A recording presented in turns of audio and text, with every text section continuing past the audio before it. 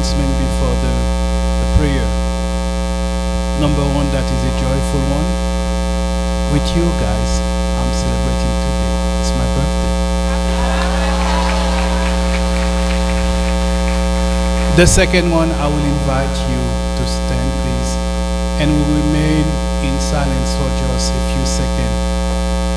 We want to greet and honor the memory of those victims of this fire of yesterday night in our world.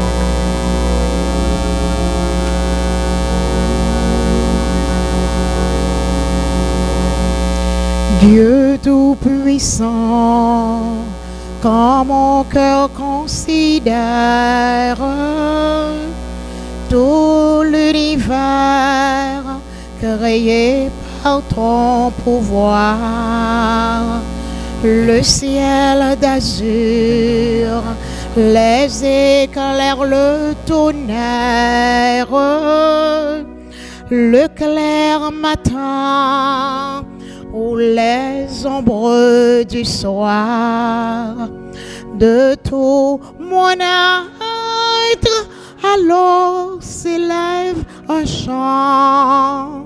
Dieu Tout-Puissant, que tu es grand, de tout mon être, alors s'élève un chant. Dieu Tout-Puissant, que tu es grand.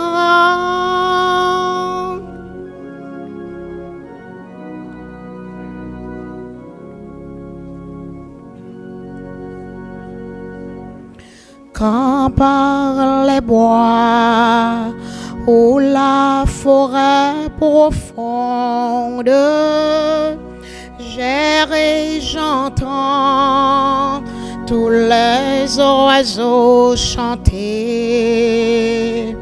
Quand sur les monts, la source avec son onde livre aux zéphyrs son chant doux et léger.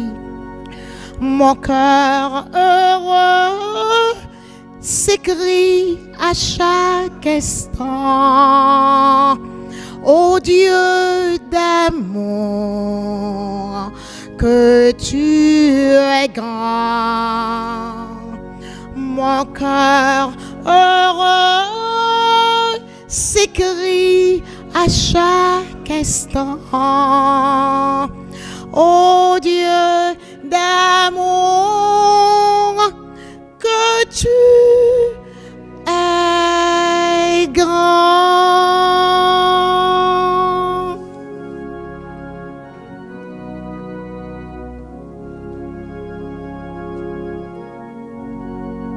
Built the rib that he had taken from man into a woman. When he brought her to the man said, this one at last is bone of my bones and flesh of my flesh. This one shall be called woman, for out of man this one has been taken. This is why a man leaves his father and mother and clings to his wife, and the two of them become one body.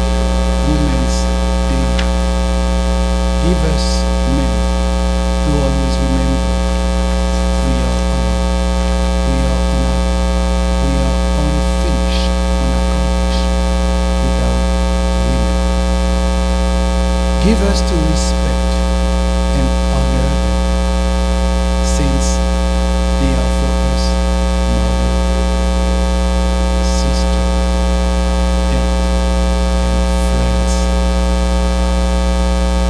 Give us to every time remember that they are the source of our life, the source of our joy, but also the goal of all our endeavor on earth.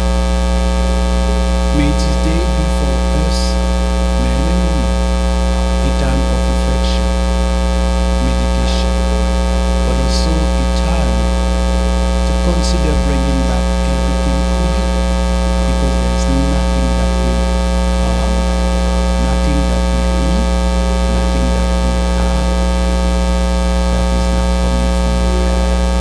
By giving you praise, we be grateful. By being grateful, we open our hearts to receive infinitely more from you. I don't know if all of you are Catholic, but may we be or not, let us greet and honor the one that Jesus called Mother.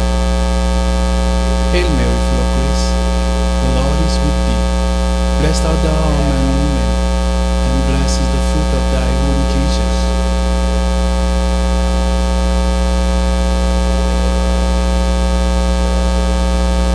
Our Father, who art in heaven, hallowed be thy name. Thy kingdom come, who have your items and product available. Let me call the blessing of the Lord for all of you who form Get Group. Brainstorm, bring your ideas, your treasure, your talent, and your time to put together this event. Let me call the blessing of the Lord all of you who attend and participate for a purpose or another to this event. Let me call the blessing of the Lord on the honorees of this day. And let me call the blessing of the Lord on all the women who have contributed that you be there today. In the name of the Father, and of the Son, and of the Holy Spirit. Enjoy your day to the best it is.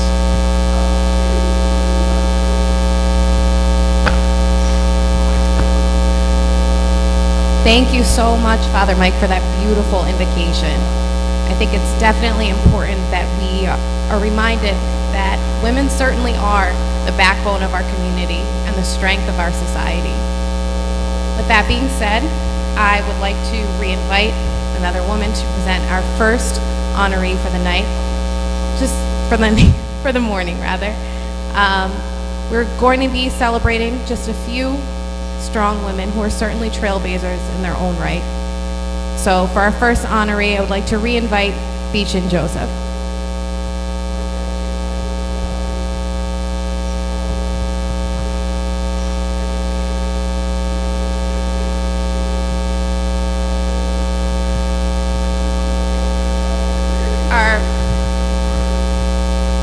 Our first honoree is going to be presented by Farah Fiseme.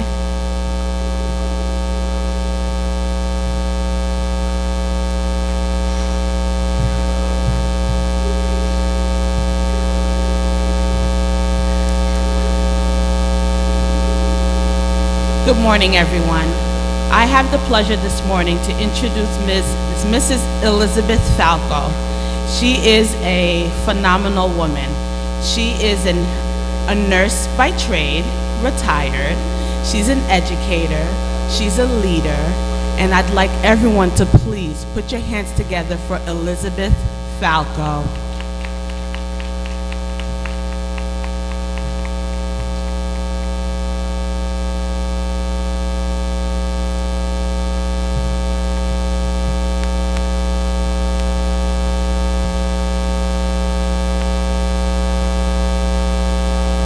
Good morning, everyone. I am so very pleased to be honored by the Haitian Cultural Heritage Preservation. We live our lives to the best of our ability without ever expecting to be honored for what we believe in and do each day. My career as a nurse has spanned many decades and over 2 centuries. How can that be? Loving what you do is truly not work, it's passion. And my passion has been psychiatric nursing and nursing education. We are blessed to have a county with many healthcare facilities and colleges with nursing programs.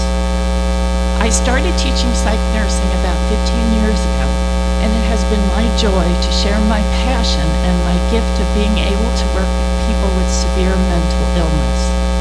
I teach psychiatric mental health nursing disease process, and in addition, I focus on showing that each client is a person first, whether their needs are psych, medical, or both.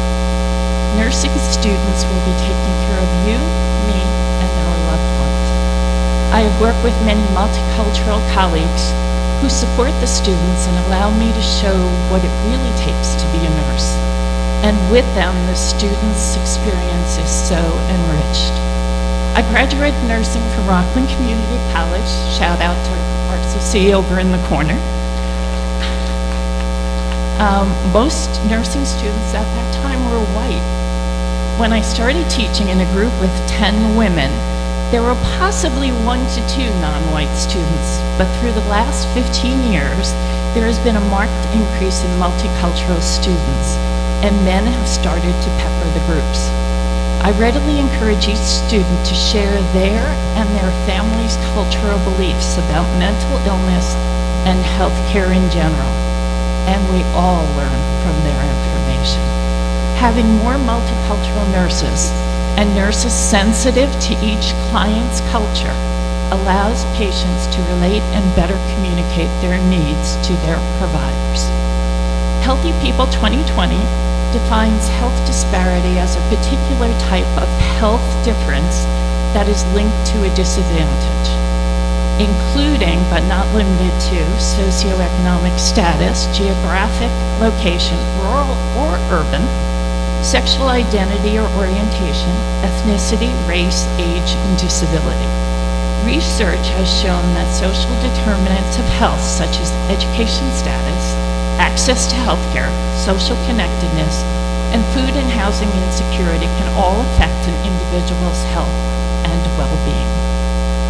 Nurses can be and are health equity advocates. Nurses understand the benefits of healthy promotion and disease prevention, and they have the opportunity to educate each patient who crosses their path. Nurses improve outcomes when they are familiar with particular challenges faced by Sur le specific seuil de races, sa maison, ethnicities, and socioeconomic notre Père classes t'attend under their care. et les bras de Dieu s'ouvriront pour They can serve as toi. advocates for Sur le seuil de sa maison, notre Père t'attend. Quand viendra le dernier jour à l'appel de Dieu, tu te lèveras et tu marcheras. Quand viendra le dernier jour à l'appel de They are active in Rockland with Dieu. education and support for the community. Alzheimer's education and support, missions during catastrophic times such as earthquakes, and weekly health education programs open to all. I am truly blessed to know the women who started the Haitian American Nurses Association in Rockland, which now has expanded through the Hudson Valley. This organization was started by women who saw the need for health equity, and they have surely made a difference. Please, let's thank them all for what they have done for our community.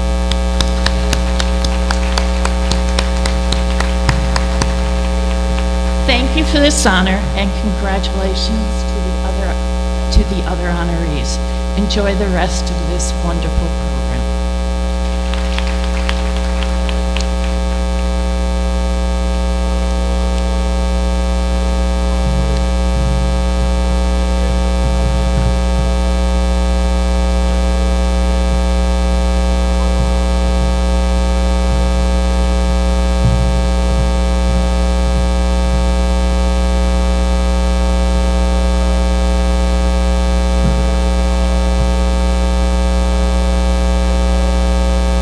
Amen.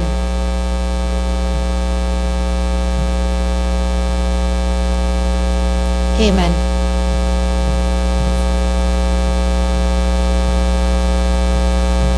Amen. Mrs. Falco, on behalf of Haitian Cultural Heritage Federation, Inc., we'd like to present you with these awards. Thank you for your hard work.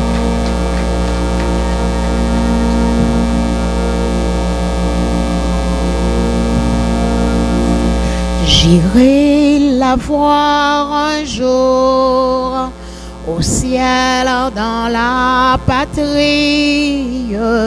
Oui, j'irai voir Marie, ma joie et mon amour.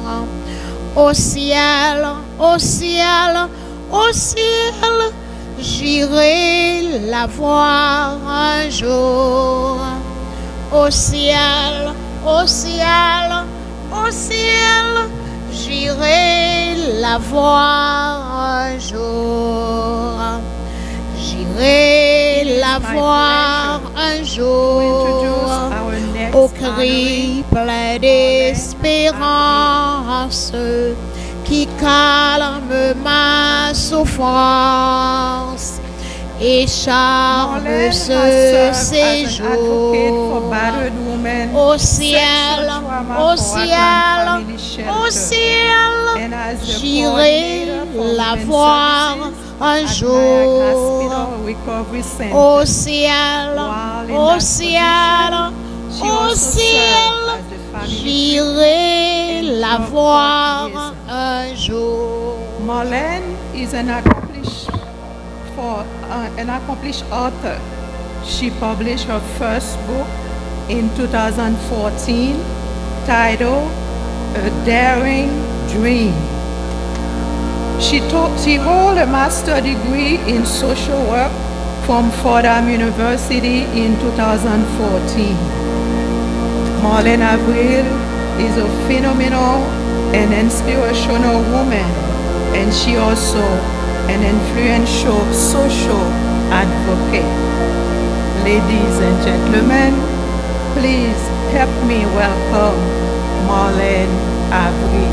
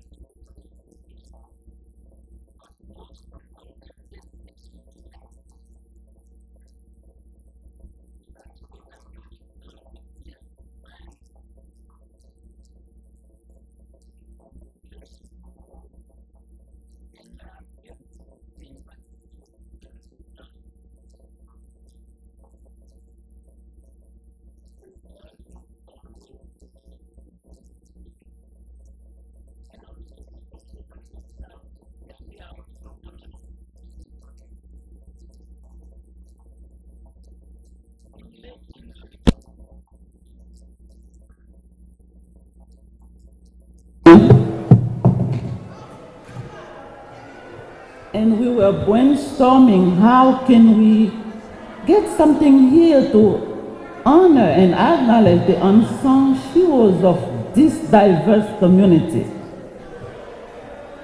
And then I called my friend, Dr. Dufresne, and I said, what do you think? It's short notice if we get something together for International Women's Day because nothing is done here in Rockland. She said, oh wow, this is a great idea. Go for it. And then the following week, we called a meeting, and she was there. And in less than a month, March 9, 2019, we had our first event here, and 150 people attended.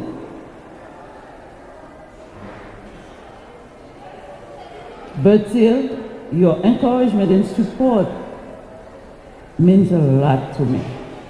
And we need more people like you that really very selflessly care for those around us. That's what we need to do more. Margaret Mead once said to never underestimate what a small group and thoughtful, committed individual can achieve. Over and over, ladies, and years after years, you have proven this to be so true. It is a fact that women have always been the backbone of society.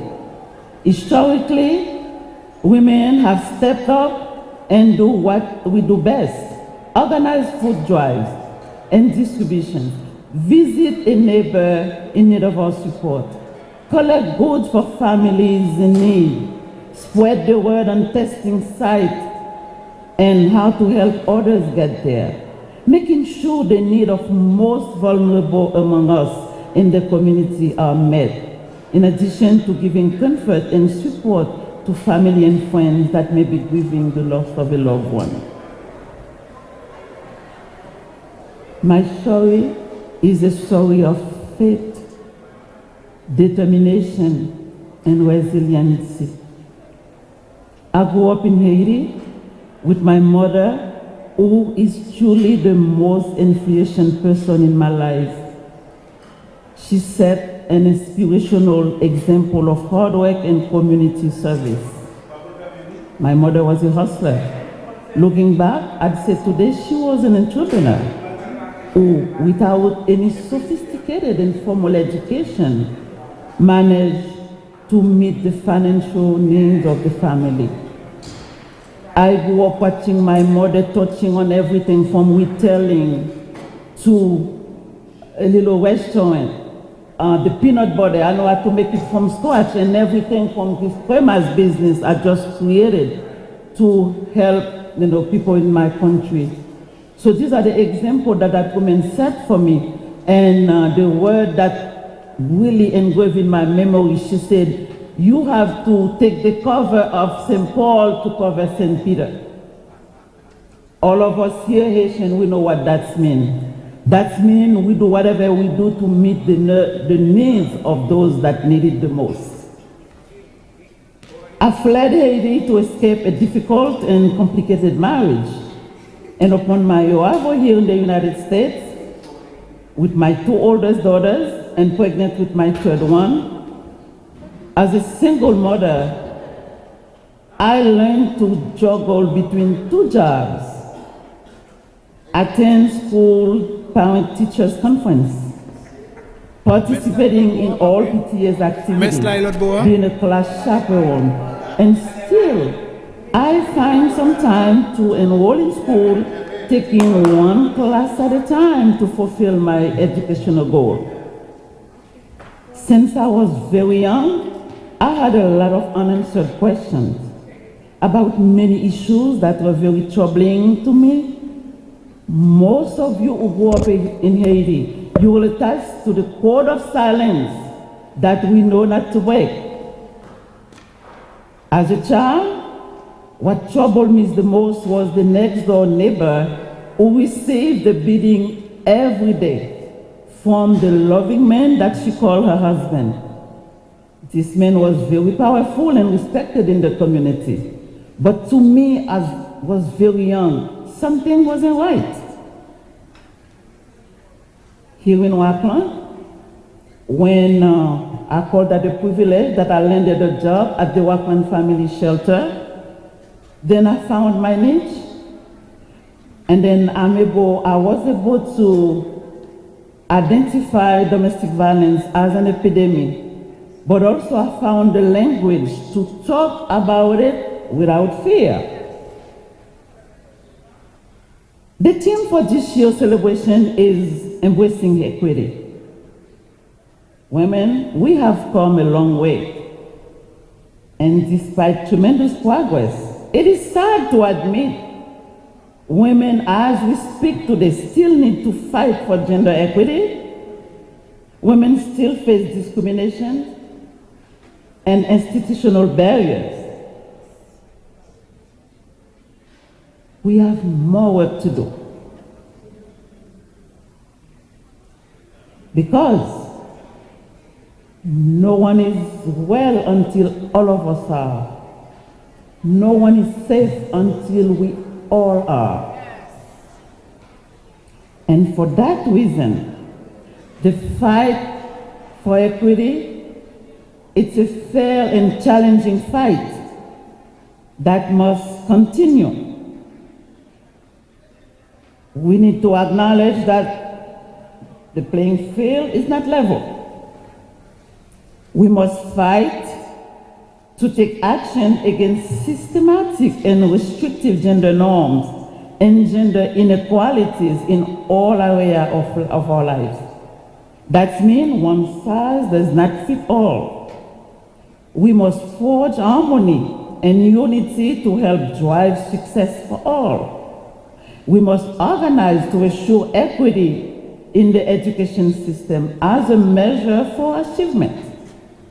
We must assure an equitable access to health care so we can make maternal and infant health a thing of the past.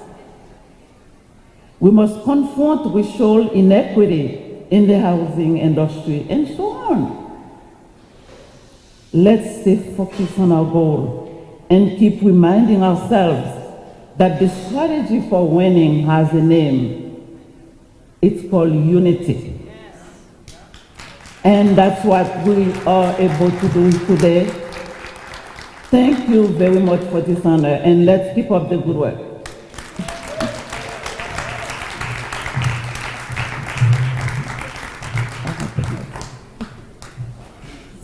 Marlene, in recognition of your devotion and dedication to the community of Rockland County and beyond, please accept this award from the Haitian Cultural Heritage Preservation.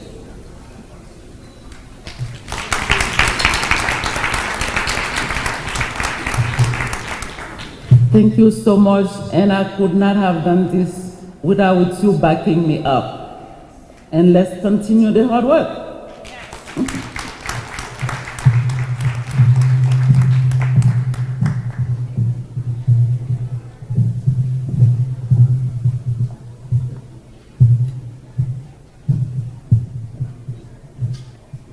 Excellent, excellent. So that was two very, very well-deserving honorees that we have for this morning. We're just going to take a quick break.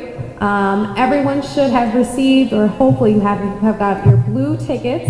We're just going to take a quick second to surprise, honor some of you wonderful women who are out there today. So we're going to take this is light moment. So our first prizes, which are sponsored by Radio Panique. Thank you very much in honor of all of us today. Thank you very much. Natalie, would you like to come up and pull the ticket? The winning ticket.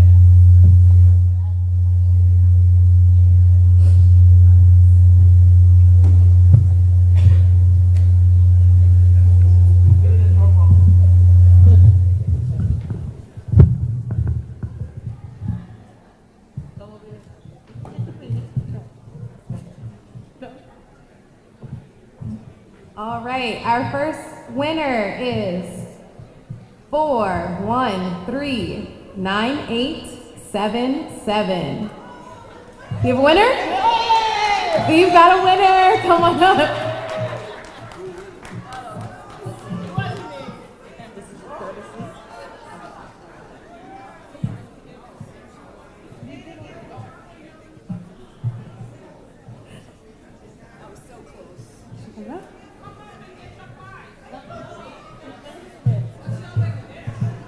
Nine, eight, seven, seven.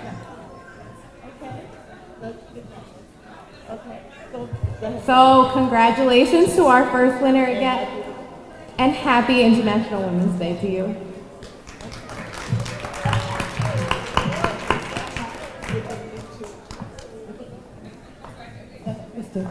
All right, for our next winner we have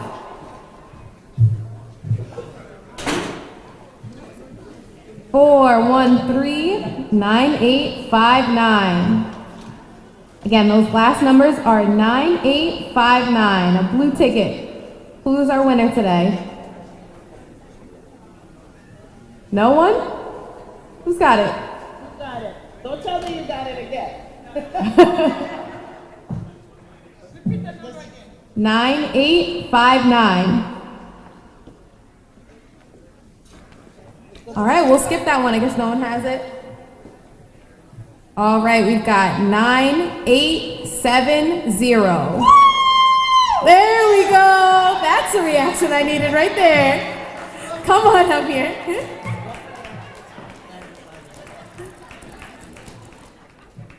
Come on up.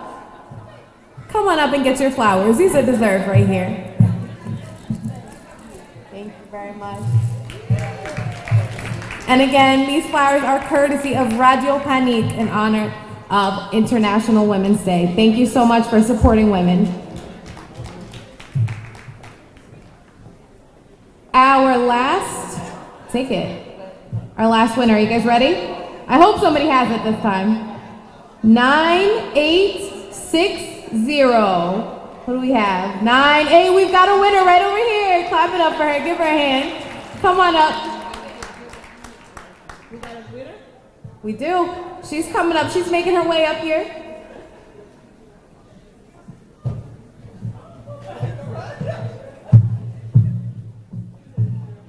And congratulations. Happy Women's Day to you.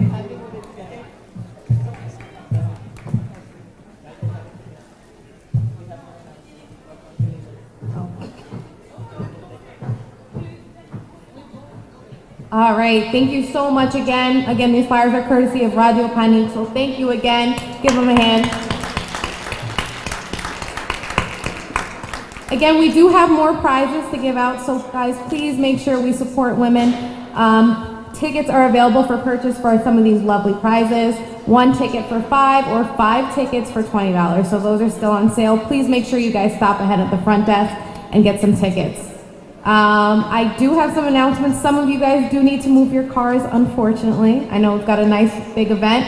But if you are license plate KER 5924, unfortunately, I do need you to move your car. Again, that's KER 5924. Somebody else who unfortunately just has to move over their car is KJ 95480.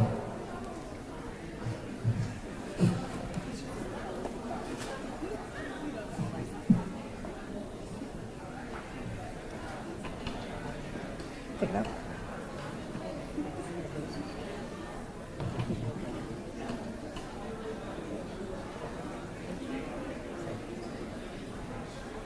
Oh, Natalie. Oh. All right, so let's make sure we get a second. Everyone move their cars. Oh, we've also have DSL 7774.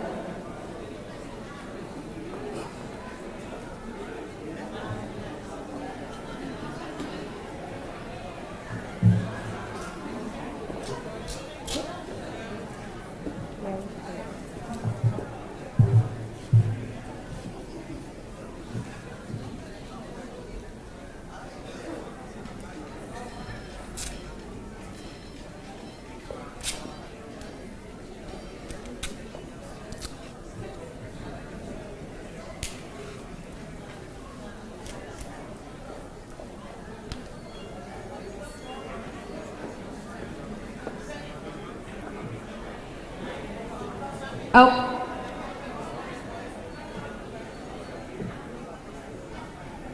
And I know many of you guys are checking out our wonderful, wonderful supportive vendors over there, but if everybody could just please direct your attention over here, we're gonna start with our next honoree. Another strong, powerful woman.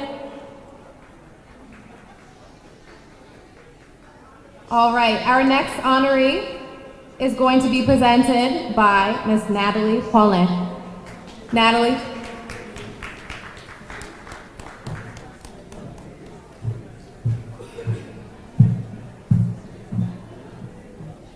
Thank you. Our next honoree is Miss Wanda Tima. Miss Tima is the CEO and founder of L'Union Suite, which started on social media as a personal project to change the world's perception of Haiti while keeping the Haitian diaspora informed and entertained online and also learning about their culture. It has since grown exponentially. This project, along with the Haitian American page on Facebook, garner more than 5 million views a week. Ms. Tima is also the U.S. International Brand Manager of Trace, the #1 global brand of Afro-urban music and entertainment. She has partnered and worked with Haiti's top hotels, companies, Haitian American athletes, celebrities, politicians, Haitian Minister of Tourism, and even presidents of Haiti. Ms. Tima has hosted the red carpet events for BET Hip Hop Awards and continues to work with top brands like Spirit Airlines, iHeartRadio, Toast Vodka, the city of Miami, Florida, to name a few. Ladies and gentlemen, without further ado, please help me welcome to the stage Miss Wanda Tima.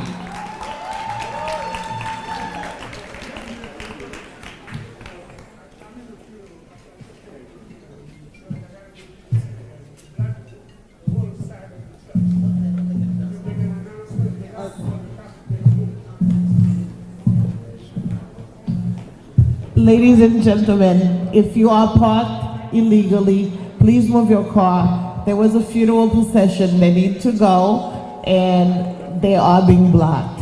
So please move your car as soon as possible. Thank you.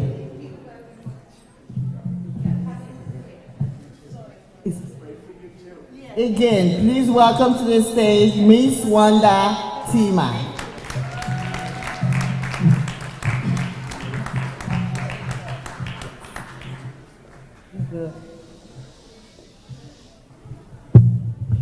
Good morning, bonjour. Good morning, bonjour. First, I'd like to thank the amazing women of HCHP for honoring me to be here. I flew in yesterday from Fort Lauderdale. I feel like I bought a little bit of the heat because they said it was supposed to snow. I think I took care of that for you guys. I'd like to first say thank you for honoring me with this award and congratulations to all the amazing honorees that are here today as well. For Women's History Month is always one of my favorite times of the month, and on L'Union Suite we literally spend the whole month highlighting women. We highlight women year round, but this month is always special because it is an opportunity for us to mainly focus on all the amazing work that women, especially on our platform, Haitian women, are doing globally. So to be awarded today at the beginning of Women's History Month here in your city is absolutely special for me, and by other Haitian women makes it even better because every single thing we do, we try to make sure we are loud about how much women have supported L'Union Suite and all the work that I've done in the last 11 years. So again, thank you, ladies. So I hail from the amazing, beautiful city of Okap, Cape Haitian, and I am the proud daughter of a grandmother and mother who have worked and been entrepreneurs my whole life. I am the oldest of 4. And from the very beginning, my mom always put it on me how important it was for me to be a leader, and what I do and how I represent myself and the family was so important to my journey and my walk in this life. So growing up, I grew up in Turks and Caicos, and then I moved to South Florida in the 90s. And when I moved from Turks and Caicos, all I pretty much knew about the fact that I was Haitian, because in Turks and Caicos it wasn't like how loud Miami and South Florida is about being Haitian. I just knew that I was Haitian. So at home, I didn't speak Creole as much. I literally come from a very serious home of l'école, l'église, la caille. That was it. My mom did not play, my family did not play about, you know, those three things. And when I moved to South Florida, it was a massive culture shock for me, because I said that I was Haitian and I was in school and I would tell people I'm Haitian, but I didn't speak Creole. So the Haitian kids right away were like, no. And then I'm in this new place, this new city. All the other Caribbean kids and everybody else was like, no, you're over there with them. Because at that time, it was absolutely not okay, not cool to be Haitian. My first week in school, I literally watched a lot of Haitian kids get beat up at the bus stop, and watch, you know, young ladies actually even throw powder on a group of girls that was on my school bus. So my first month of even moving to South Florida was massively traumatizing.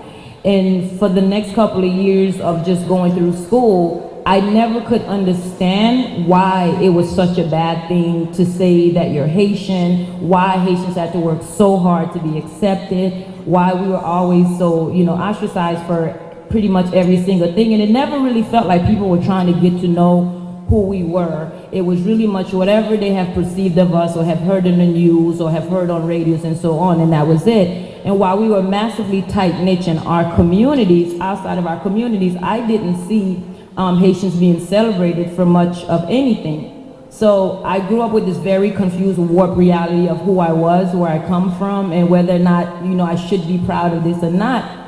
And by the time I got to college, I was like, no, I really wanted to know more about where I come from. I wanted to go to Haiti. I wanted to learn. And the few things that I started learning right away was the history of where I come from, the people, what we have done, what we've done for other cultures, what we've done for other countries, and how we have still continued to do for others, even when we were not being helped and we weren't being celebrated, and we're still trying to figure out our home as well.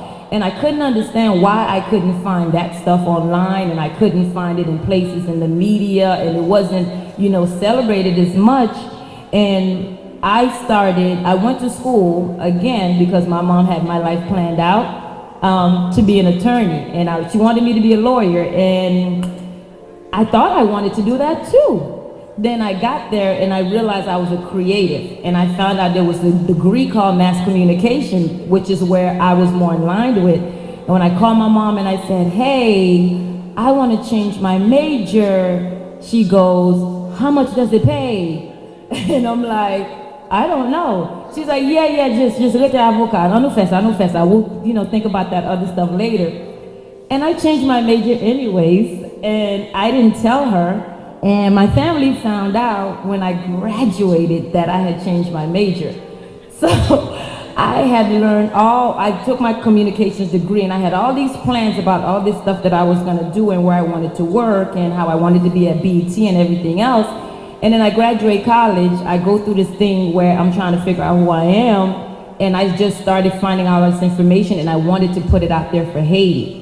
I had no idea 11 years ago that passion project that I started for myself to figure out who I was and where I come from would become like the #1 global space for Haitians worldwide.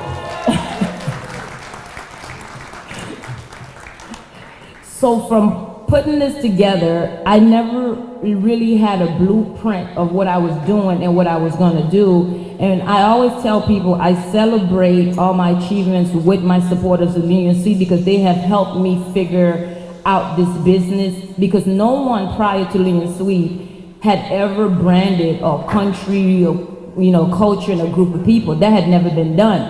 And I didn't really know exactly how to do it. And what I did know is we weren't celebrated online. Visually, I didn't like the way our people was being, represented. There were so many Haitians in so many places people just didn't know about. And what I wanted to do is also bridge that gap between Haitians in Haiti, the US, and worldwide. And I want to create a place to where we can celebrate each other. Most importantly though, make sure everybody else know what we were doing, making sure I created spaces to, have us at the seats at the table. So aside from the media stuff and the digital stuff that you guys see every day, on the back end, I work with a lot of other organizations and companies and making sure we are in certain rooms. I've worked hard to be in the entertainment space, the sports space, humanitarian space, the political space. Everywhere that I know where we should have a seat, if we're not already there, I'm either creating a way to get us in there, or I'm finding Haitians in that space and telling them, how can I make sure other Haitians know that you're here, and also making sure we're presented in the media the way we're supposed to. People know about our history from us, from other Haitians that can speak on our behalf. So again, Lion Suite for me was supposed to be a project, a passion project for me to figure out and learn who I am. And now, I'm now just the vessel and the middle person for making sure we continue to create this space to where, like I said, we're celebrated. We continue to update you guys every day. And now we're not just a social media place, because a lot of people only know the social media part. We're a full-blown digital media marketing group that works from doing strategies, and we do events. I have 2 computer labs in Haiti, and everyone pretty much these days, if they're trying to connect with Haitians in some kind of way, connect with us and reach out to us to figure out what's going on in the community, and it also reach out to us to find out who they should have at these different tables that, we continue to fight to have us at. So again, ladies, thank you so much for having me here. Thank you for supporting my work. Thank you for continuing to push Lion Suite, the Haitian American, and everything that, we have done. And it's a pleasure of mine to be here with all the other amazing women here today. Thank you.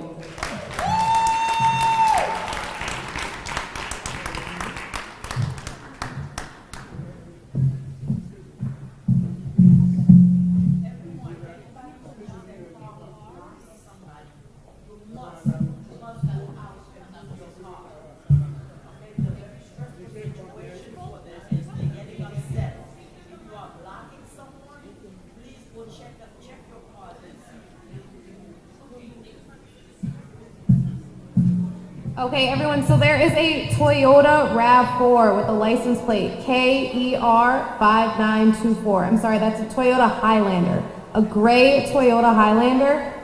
Your car in particular is blocking the flow of traffic. So if you could just please move that car. That's KER5924, a gray Toyota Highlander.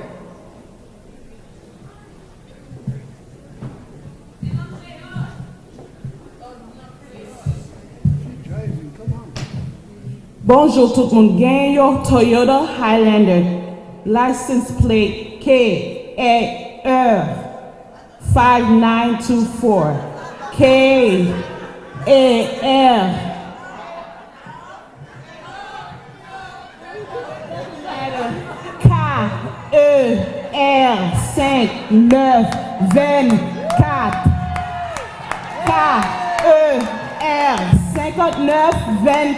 Toyota Highlander, gris, hardport, déplacé.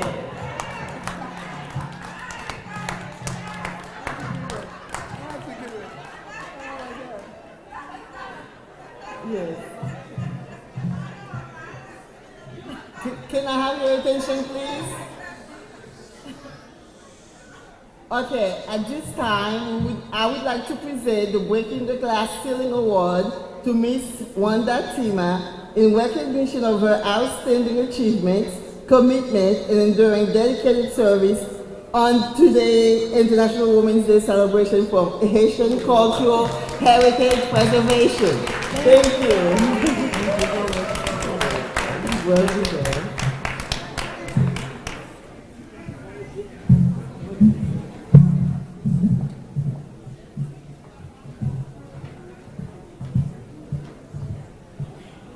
Thank you, everyone. That was another very, very well-deserved honoree.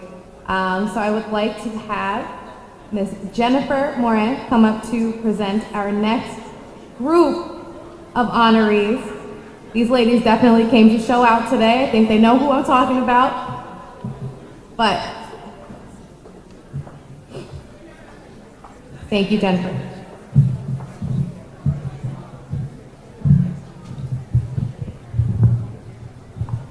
Good morning.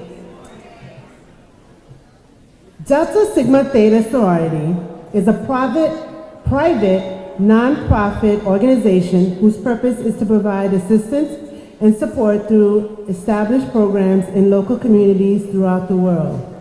This is a sisterhood of more than 300,000 predominantly Black, college-educated women.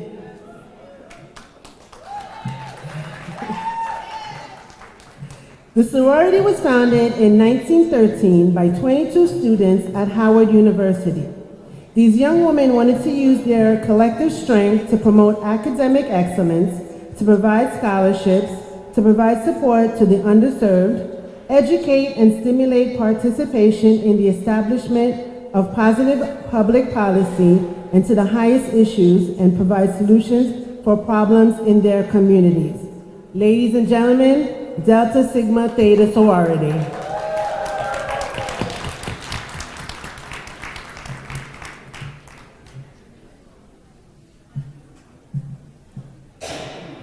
Thank you. Good afternoon. I'm Weta Foster Tupone. I am the president of Rockland County Alumni Chapter of Delta Sigma Theta Incorporated. I'd like to thank the Haitian Cultural Heritage Preservation for this award. Thank you very much, and congratulations to all the other honorees. So, as a sisterhood comprised of primarily Black college-educated women, our sorority considers the issues impacting the Black community and boldly confronts the challenges of African Americans and all Americans. Over the years, a wide range of programs addressing education, health, international development, and strengthening of families have evolved. The major programs of our sorority are based on the 5-point programmatic thrust: economic development, education development, international awareness and involvement, physical and mental health, and political awareness and involvement. Rockland County Alumni Chapter of Delta Sigma Theta Incorporated was chartered January 6, 1985, 38 years ago, by 19 charter members. Today, we have 94 members. Sisterhood, scholarship, service, social action are our purpose. We have some signature programs that we have been doing for decades in Rockland County. We have the Dr. Betty Shabazz Delta Academy, the Jean Noble GEMS program. We have economic programs, voter registration. We have Fall Fusion, Wakanda, Look Who's Cooking. We have participated with organ donations, and on a weekly basis, we're at the Martin Luther King Multipurpose Center with their food distribution. We have partnered with Combit Neg Lakai, Northern Manor Rehabilitation Center, and so many others. So once again, I'd like to thank you for this honor. And today, we have just a few of our members here. If they would please stand and be recognized. These are the ladies of Delta Sigma Theta Sorority Incorporated. Oh, here they come.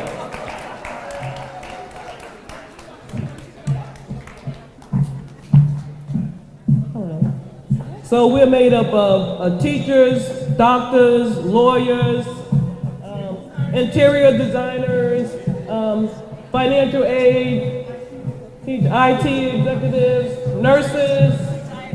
They're gonna move. More coming. Social services, everything.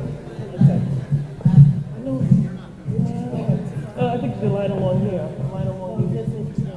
I think they would.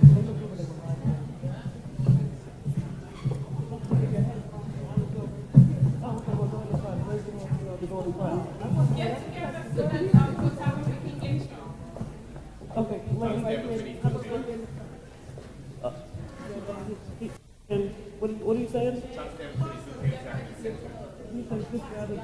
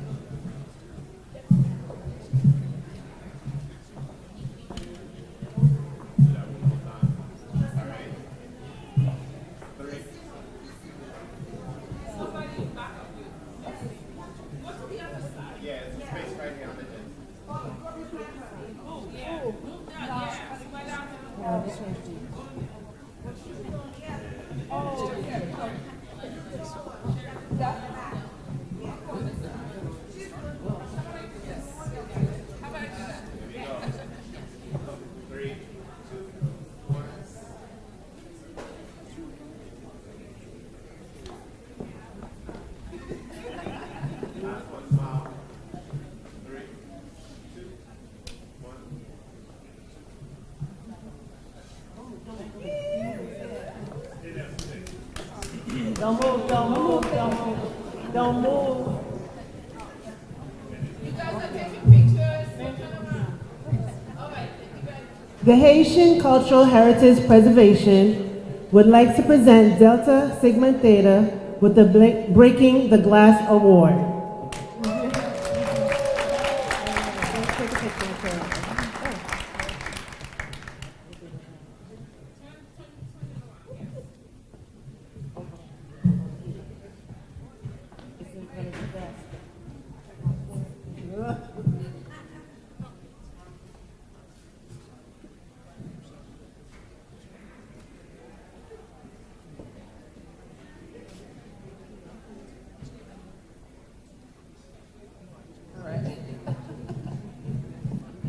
Okay, thank you.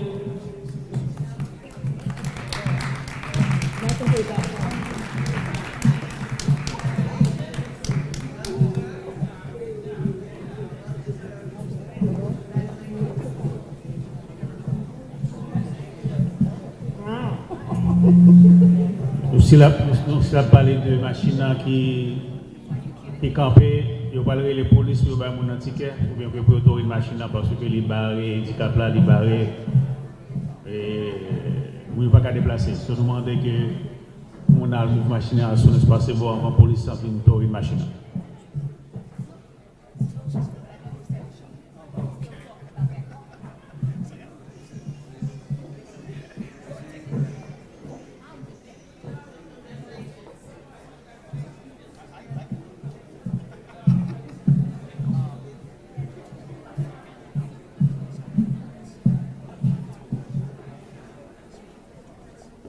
Thank you so much, and a well-deserved honor to the lovely ladies of Delta Sigma Theta. Thank you for your continued service and commitment to the community. At this time, we're going to take a short break, but I would love to welcome up to the stage Miss Oriane Kempadu for a Tai Chi break. All right, so direct your attention right to the front of the stage.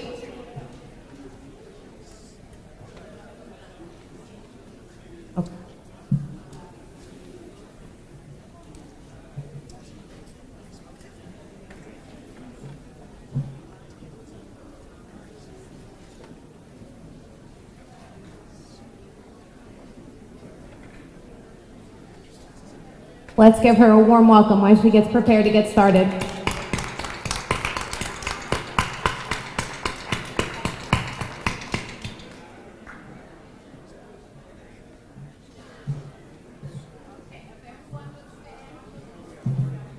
Can everyone stand up? I don't think you can all hear her.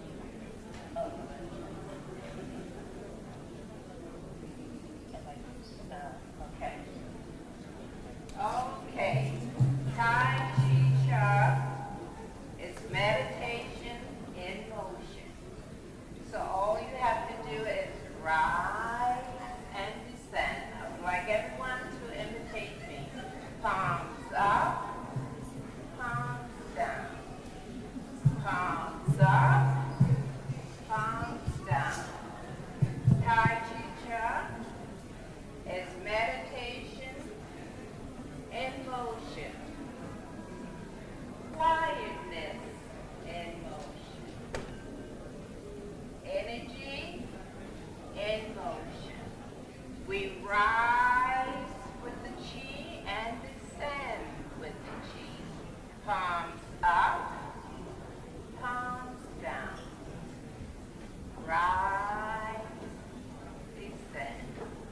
Let's do a few more. Rise, descend. What happened to my music?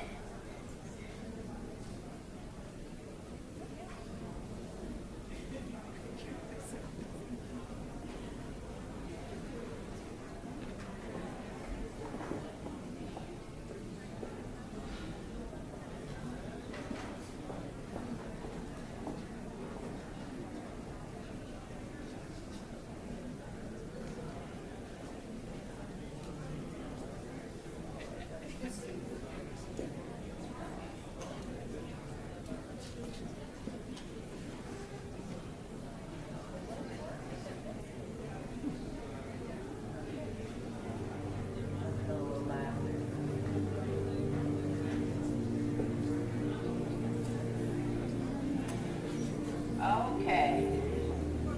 Rest hold. I would like everyone to step shoulder width to your left. And let's just move from side to side. Relax the mind. Relax the body. We move from side to side.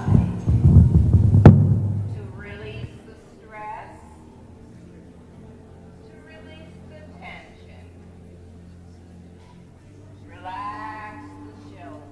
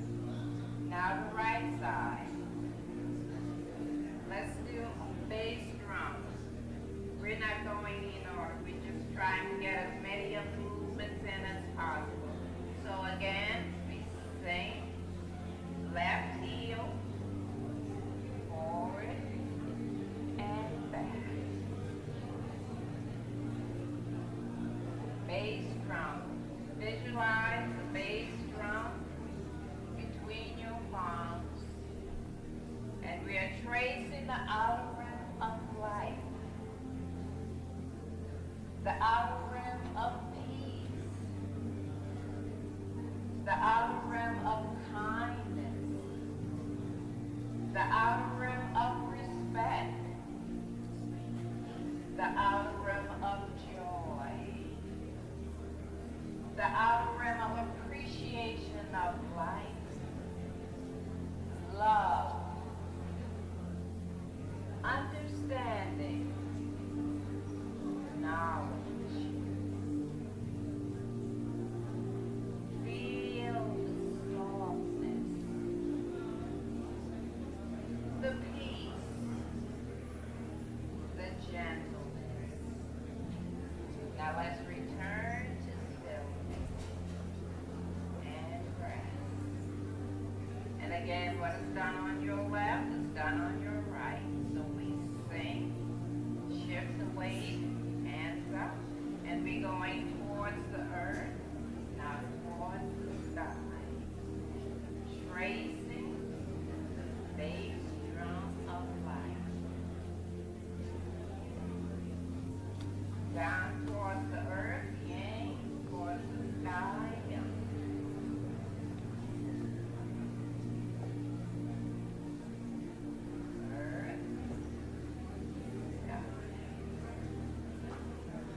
Now back to still.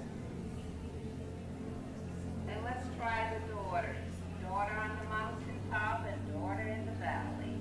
So we sing, shift the weight, palms are up, left heel. And we're climbing our individual mountaintop. Let's see the beauty from the mountain, the joy from the mountain. Understanding from the mountaintop, knowledge from the mountain. We rise and descend. We're activating and circulating the energy from within. We rise and descend. Now let's return to stillness. And now the right side, your right side. We sink, palms up, right heel. Again, we're climbing the mountaintop. We rise and descend. Let's visualize wellness from the mountaintop. Good health from the mountaintop. Joy from the mountaintop. We rise and descend. You will see the tremors in my hand. That is my energy. My chi has been activating and circulating throughout my body. The energy of healing, the energy of wellness, the energy of good health. We rise and descend and back to stillness. Now, daughter in the valley, we sing, shift, hands are up again. The palms are facing each other and separate. We rise and separate. Let's enter our valley and cleanse our valley. Let's remove pain from our valley by letting go. Letting go of illness. Let it go. Letting go of pain. Let it go. Letting go of unhappiness. Let it go. Feel the joy. Feel the peace. The calmness of letting go. Letting go. Saying goodbye to illness.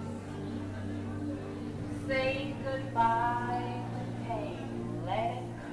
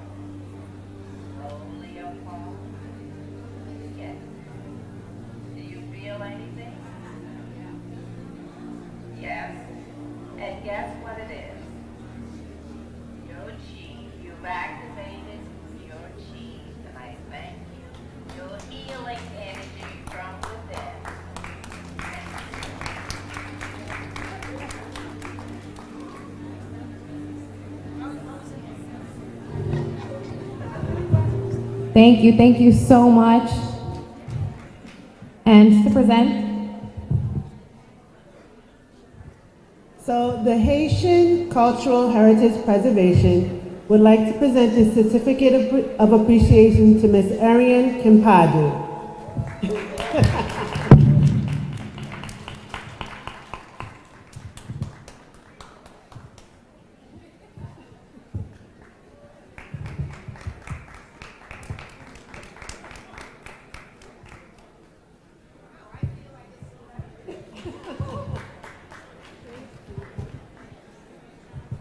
let's give her a hand. That's well deserved. Thank you so much.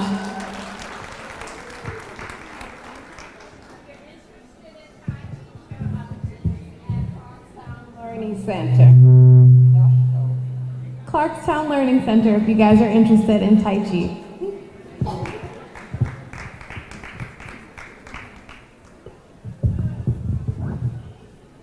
I mean, certainly after carrying the weight of the world on our backs, we deserve that recentering and rebalancing. So, for our next honoree, I would like to welcome Bertille Dufresne, who will be doing our next presentation. Let's give her a welcome.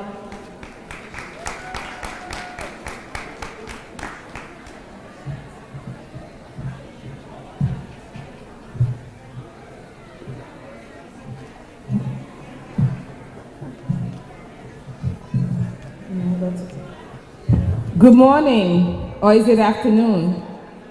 Good afternoon.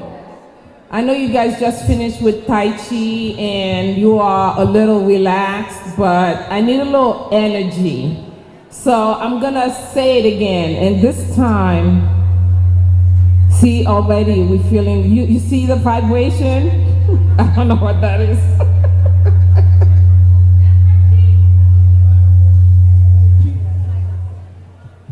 All right. It's a little gift from God, I guess. So this time I'm going to say good afternoon again. And I'm expecting a little more heat, a little more energy. So, good afternoon. That is a bit better. Thank you, thank you. It is really a pleasure to introduce the next honoree. Susanna Styron has been a friend of our community, and I have had the pleasure of participating in the rescuing efforts after the 2010 Haiti earthquake with her. She produced a small documentary film as she traveled together with the Haitian American nurses to Haiti and witnessing the work that we were doing in the devastations of the earthquake. She's a woman in film, in documentary, in television, and this is not an area where women participate a lot. So I welcome Susanna, a rare woman in film and television.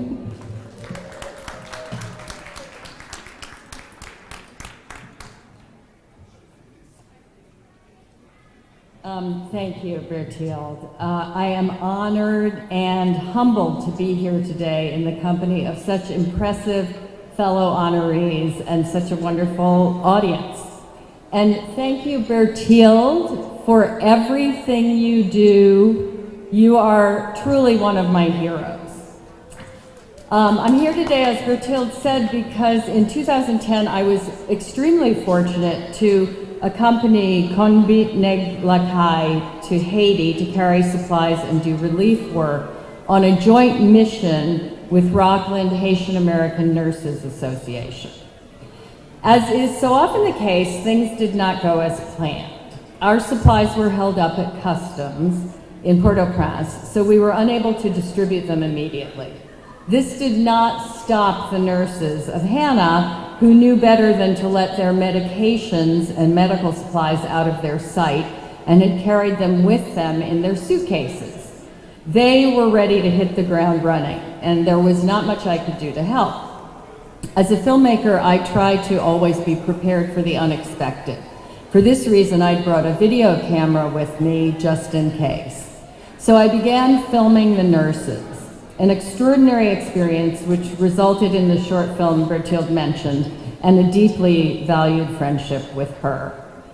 Many Hands, as the film is called after the Haitian proverb, many hands make the load lighter, chronicles the work of an amazing group of fearless women devoted to the well-being of others, offering help and healing in the aftermath of disaster.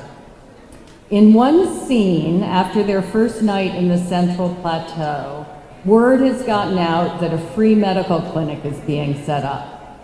And by dawn, there are at least 100 people gathered in the abandoned nightclub where the nurses had spent the night in the basement. They wake up to find this crowd in need and go straight to work in their pajamas. In another scene, they stop by the side of the road and vaccinate an entire village against tetanus, while also handing out condoms to prevent unwanted pregnancies and transmission of STDs. For me, to be able to unexpectedly chronicle these events was an exhilarating gift. I couldn't distribute supplies, I couldn't administer vaccines, but I could still do something helpful and valuable. I make films because I love them, because it is a beautiful way to tell stories, because telling and hearing stories is how we make sense of our lives. I make documentaries, but I also make scripted films, which I write and direct. I work in television as a writer or a director or both. I have always felt it incumbent on me to use my privilege and my talents in service to others. Success for its own sake can be hollow if it does not bring joy or opportunity to a range of viewers. In the commercial marketplace, I try to tell meaningful stories which offer a view into worlds that audience members might not otherwise have access to. As a documentary filmmaker, I choose subjects and stories that can shed light on people's pain and on their healing, ones that face grim realities, but also offer rays of hope. Ever since I was 7 years old and went to my first grown-up movie with my parents, which was Lawrence of Arabia, I've wanted to be a filmmaker. But there were almost no women in the profession that many decades ago, so I assumed I could not. A few years after I saw that film, some new friends of my parents came to visit. I took a particular liking to the woman in the couple, and for some reason our conversation led to her saying, "I'm a doctor." At the time, female doctors were also virtually unheard of, and I had never heard of any such a thing. So I said to her, "You mean you're a nurse?" She said, "No, I'm a doctor." I was absolutely floored. If she was a doctor, did that mean that I could be a filmmaker? Did it mean I could enter a world dominated by men and possibly make my mark and make a difference? I decided it did. I thought, I am going to be a filmmaker and no one can stop me. To be honest, no one can stop me is the operative part of this. To make it in the film business, especially as a woman, you really have to want it more than anything. It is not an easy path, but it is a beautiful, exciting, rewarding path if you have a passion for storytelling. I've been fortunate to be able to tell stories on a range of topics, to work with actors reading words I wrote, and film real people in varied life circumstances. And there are more ways for women to break into the industry now, which is encouraging, but it hasn't always been so. In 2001, I worked on a TV show on which I was the only woman director in 2 seasons, excuse me, comprising 26 episodes, 25 of them directed by men. My work was excellent, better than many, if not most, of the men's, and was openly praised as that by countless colleagues and others who watched the whole series and could compare all of the work. And yet after that, I could not get another job directing episodic television. It took me a long time to accept the fact that I was being passed over continually because I was a woman. It felt like a cop-out, a crutch, an excuse. Oh, it's because I'm a woman. But over time, it seemed the only explanation. After all, most of the men I had come up with, some of whom were way less talented than I and had way less to say, were speeding past me to swift success. This disparity became impossible to ignore when I started paying attention to statistics. I have no way of knowing how challenging the landscape was for women when I was starting out in the late 1970s because there were no statistics. All I know is there were very, very few women directing movies, and it was very difficult to be taken seriously. In 1998, decades after I began working, but the first year such statistics were compiled, on the 250 top-grossing domestic films, women comprised only 17% of directors, writers, producers, executive producers, editors, and cinematographers. Now, more than 2 decades later, women account for 24% of individuals in those roles. An increase of only 24% is great. Unfortunately, it's an increase of only 7% in the past quarter century, but we're gaining. To break down the current reality a different way, 93% of the 250 top films last year had no women cinematographers. 80% had no women directors. 75% had no women editors, and 70% had no women writers. On a more positive note, films with women directors employed substantially more women in other key behind-the-scene roles than films with male directors. Women hire women. In the Television Academy, of all women members, 70% are white, 30% women of color. Among men, 80% are white, 20% men of color. So women of color are faring statistically better than men of color among their own gender. Now there are mandates at nearly every TV studio and streaming company to hire women to direct. And these jobs overwhelmingly go to younger, up-and-coming women, which is great. I fully support younger women working as much as possible. But I hope they know they stand on the shoulders of women of my generation and before who blazed that trail very painfully and with much less success. Somehow I do manage to continue to work. I do it because I love it, because I am compelled to. I feel incredibly fortunate to work in my chosen profession, however steep the climb has been. Early on in my career, I deliberately focused on stories about men because I thought that was my key to the door, which would be opened by men who wanted stories told about themselves. That was largely true at the time, and make no mistake, it's largely true still. But cracks are opening, inroads are being made.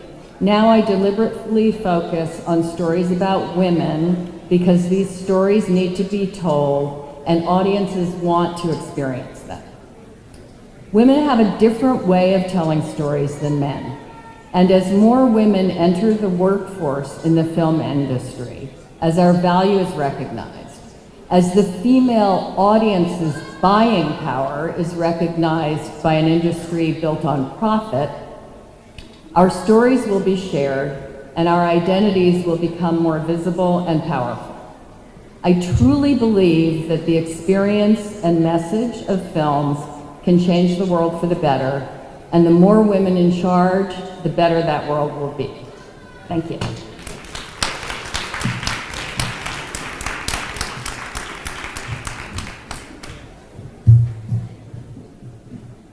Wow, wow, wow, wow, wow. When you're talking about embracing equity, what a story and what an area that needs to be highlighted when it comes to women.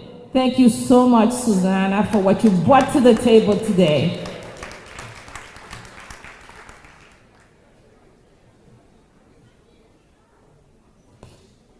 Haitian cultural heritage preservation, understand your sacrifices. Understand the road that you are paving for future women entering the discipline of film and television. We applaud the successes you've had thus far in what you're creating for our young girls, women to come. For breaking the glass ceiling, we award you in recognition of your outstanding achievements, contribution, and service to our community. You are definitely a phenomenal woman deserving of recognition.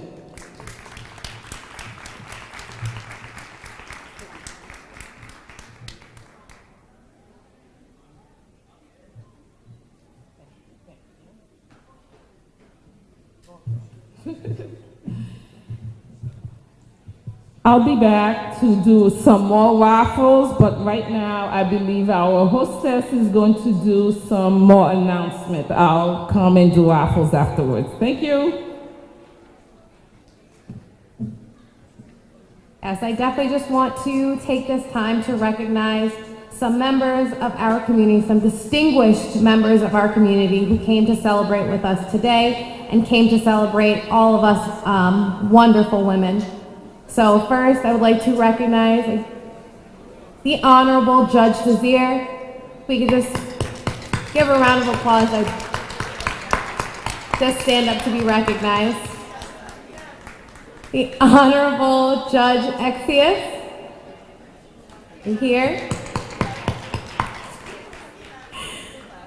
The Honorable Judge Rumeh Tenemil. Right here. There we go. Hannah President Florence Pierre. Thank you for serving us, and thank you for serving Hannah. Former Mayor Naomi Jasmine. Former Senator Reichland Melnick. Thank you for joining us today. See you in the back. Rockland County Clerk Donna Silverman. Thank you.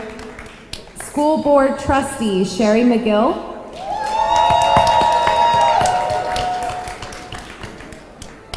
Vice President of the East Ramapo School Board Sabrina Charles Pierre.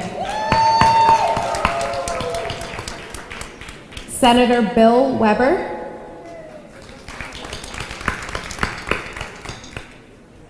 Erlange Glazil from Me Together.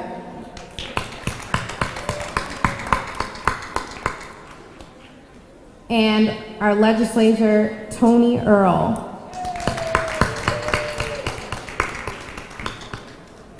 So thank you all for your service to the community. Thank you all for your support and your endeavors in supporting women. I think now we're going to welcome back Bertil to do some raffles. So get ready, get those tickets out. Hopefully you guys have purchased some tickets as well.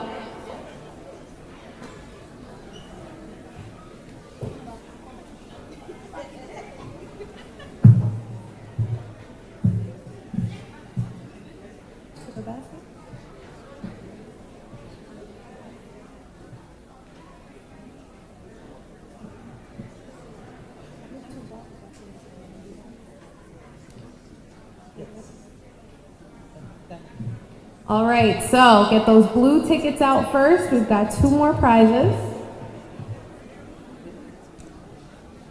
First, we've got last 4 numbers ending in 9856.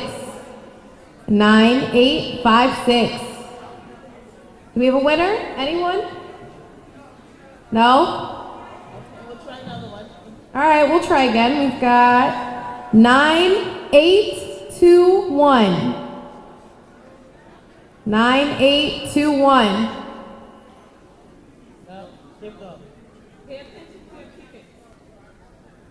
9833. 9833. Man, you guys are not lucky today. 9858. No? No? 9858. We got someone. There we go.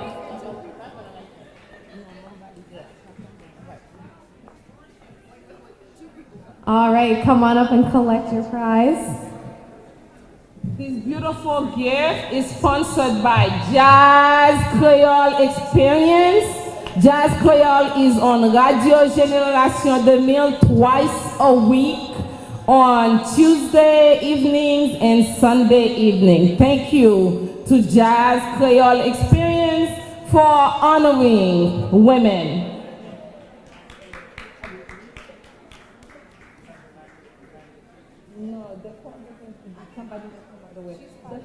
Thank you.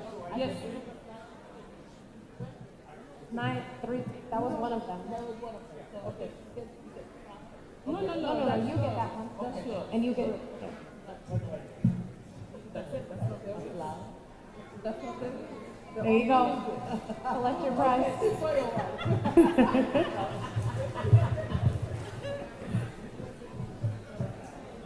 Thank you.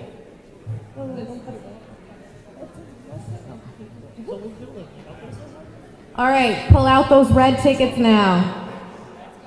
Yeah, this is what everyone's been waiting for, I think. I don't blame you. All right, we have 8483. Last four numbers are ending in 8483. These are your red tickets that have been purchased. 8483. Hey, here we go.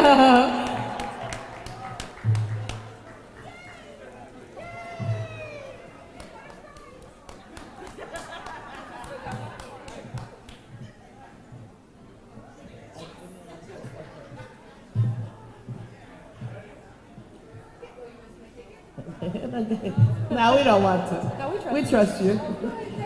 This gift is from GT Remodeling and Construction.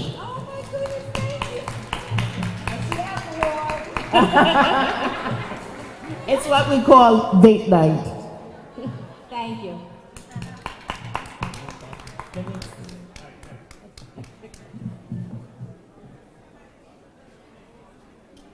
Speaking that I cover my stomach.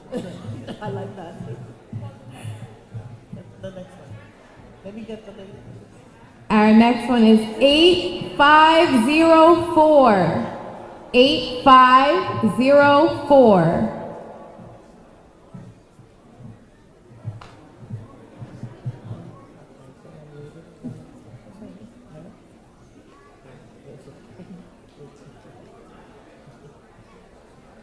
Anyone? 8504.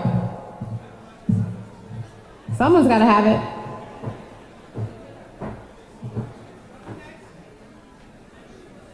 All right, moving on. 8537. 8537.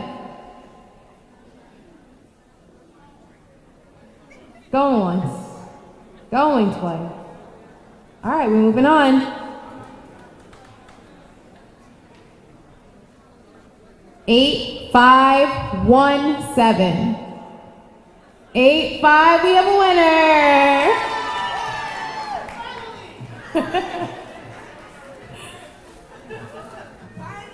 Come on up. This gift is from Marlene Avril Cremas, who is honoring the legacy of her mother. From Marlene Avril Cremas. Thank you, Marlene Avril. Congratulations. Thank you. I want that picture.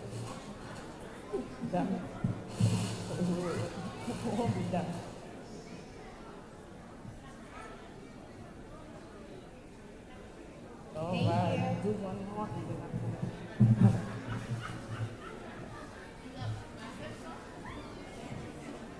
8536. 8536. Oh, you are lucky today. Come on up, come get your prize.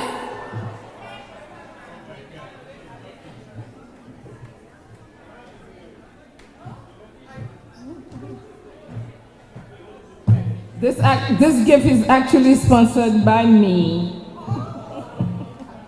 Yes, thank you. Thank you.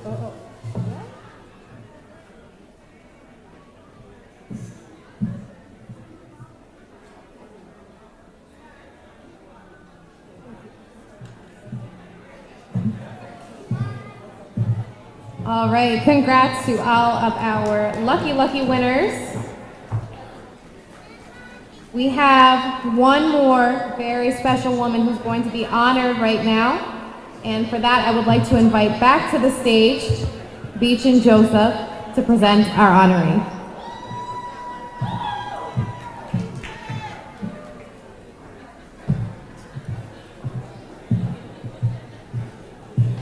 Thank you.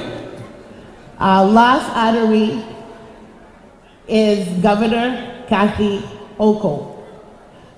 Governor Hochul began her career in public service on her local town board.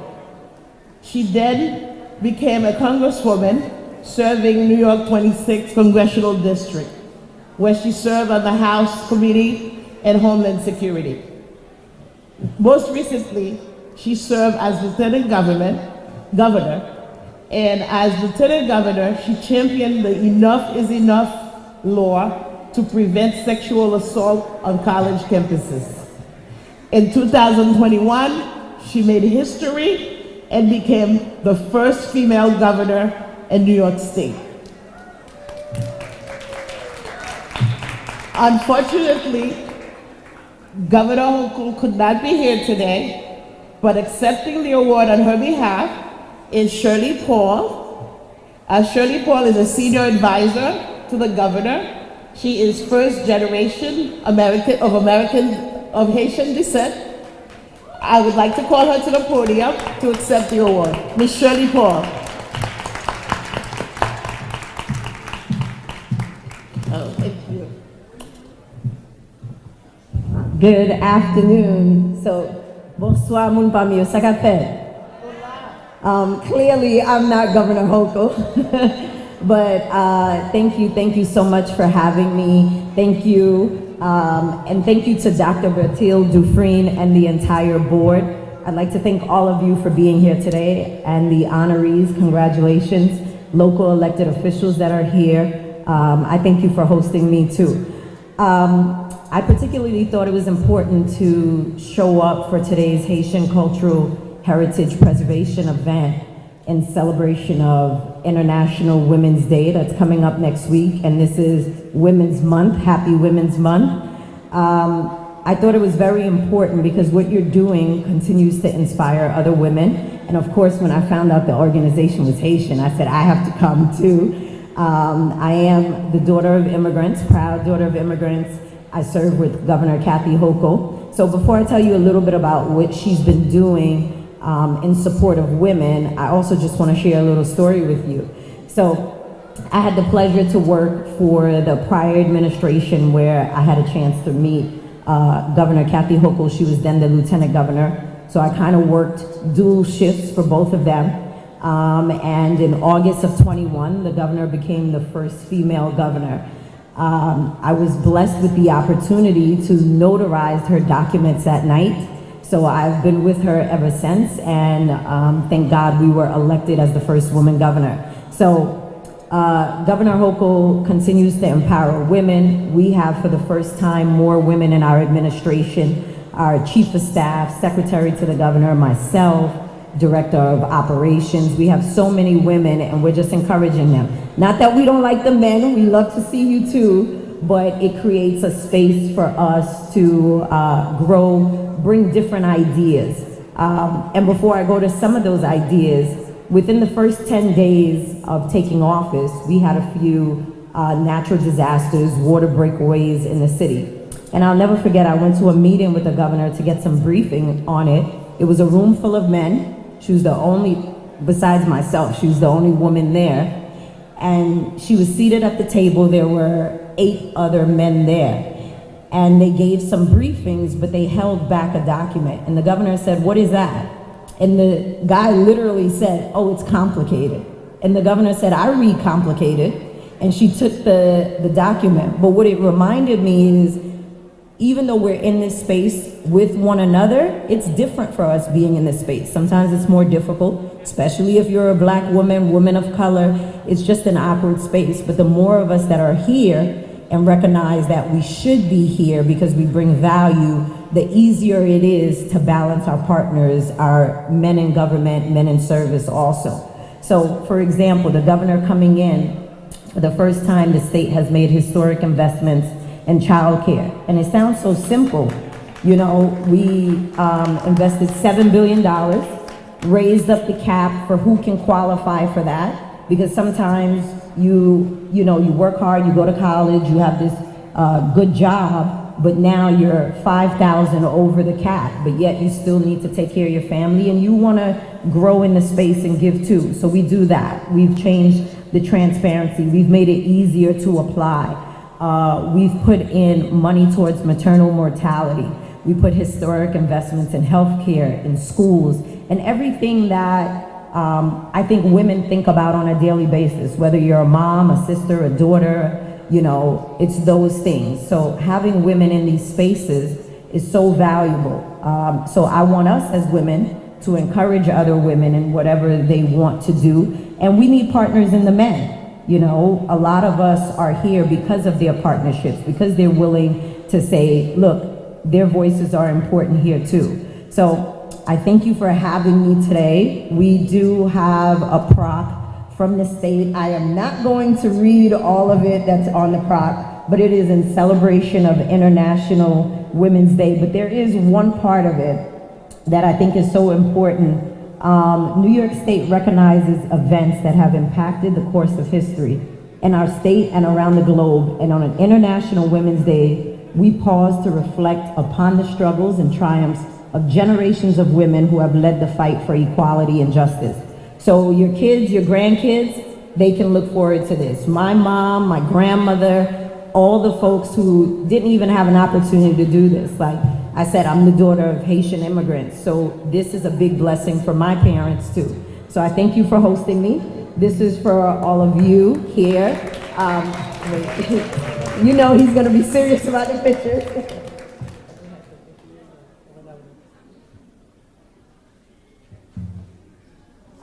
Again, we thank you, and Governor Hochul thanks you. And Shirley, before you leave, we have something for the governor. It's Breaking the Glass Ceiling Award, presented to Governor Kathy Hochul in recognition of her outstanding achievements, contributions, and service to our community. Oh, I appreciate that. She's gonna love this. So just a little inside tidbit, when the governor, when we had our primary that night, she celebrated in a space that had literally a glass ceiling because she wanted it to be symbolic of what we were doing as women. So I don't want you guys to take this for granted. This is a big deal. We've had 56 other governors and 57 is the first woman. So remember that. Thank you.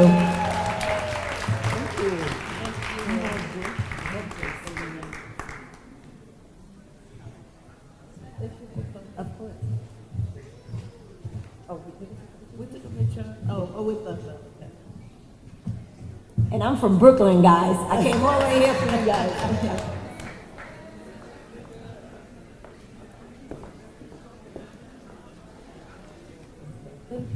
No, thank you.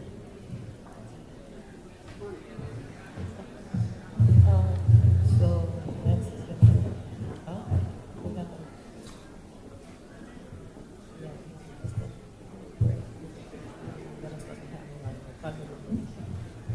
All right, everybody. So at this time, we're just going to take a short break. I'll invite you guys to take a stop by, look at some of our vendors, maybe get a bite to eat. I would especially ask you guys to take a break at the Allstate table if you can. They are running a campaign where everyone who stops by, they will be donating to the Haitian Cultural Preservation. So please just take a few minutes to stop by, enjoy some of our vendors, speak to one another, and then get back. We've got a great panel prepared for you guys this morning as well. Thank you, everyone.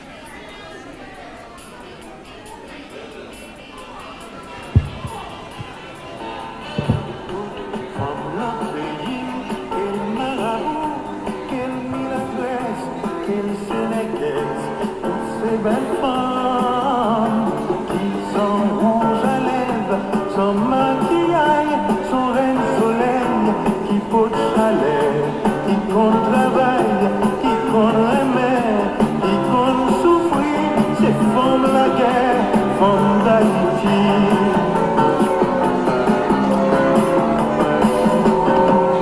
Si on cherche une femme pour marier, pas de problème pour décider.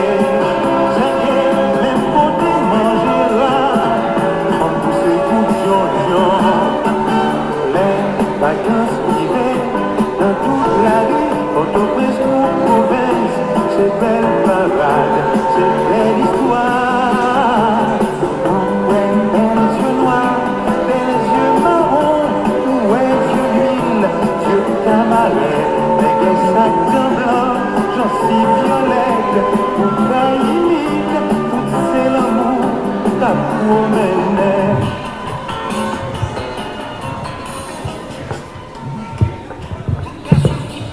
Femme normal, c'est garçon qui passe fille normal. Il y a la chance qui fait des parfois, pas tomber sous forcé. Chaque femme dans le pays, son boule diamant.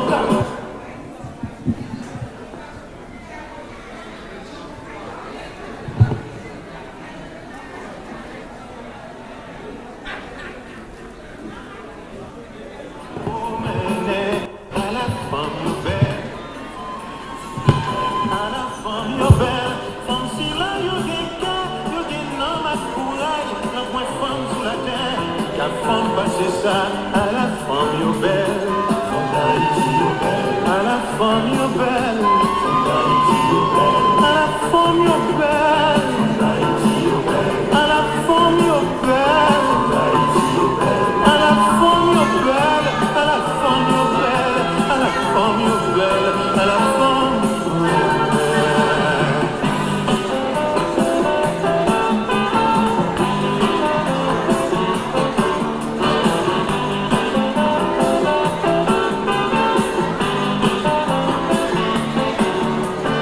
toutes ces femmes, qu'elle c'est machin, qu'elle c'est princesse, qu'elle malheureuse, qu'elle millionnaise.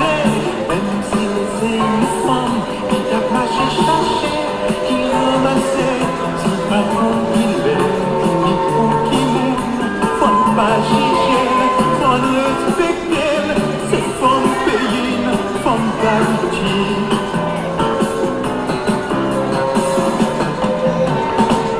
Les matins l'on descend la ville, chaque sous-tête lui-même s'il faut pas. Comme si la yon femme bien courage, de mériter l'amour. Chaque femme l'en pays, son beau diamant, qu'a promené. À la femme yo belle, femme d'Haïti yo belle. À la femme yo belle, femme si la yon déca, yo gen nan ma courage, la vraie femme sur la terre. Voyons passer ça, à la femme yo belle, femme d'Haïti yo belle, à la femme yo belle, femme d'Haïti yo belle, à la femme yo belle, oh à la femme yo belle, à la femme yo belle, à la femme yo belle, à la femme gentille, à la femme yo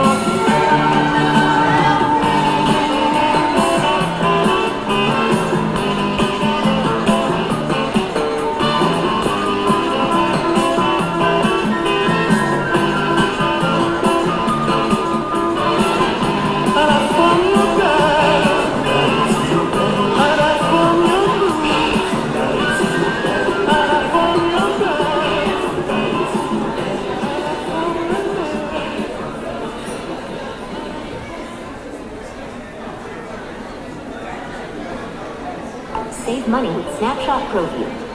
Instant savings on your commercial auto insurance and vehicle management tools at no extra cost. Snapshot ProView. Get a personalized rate for your business.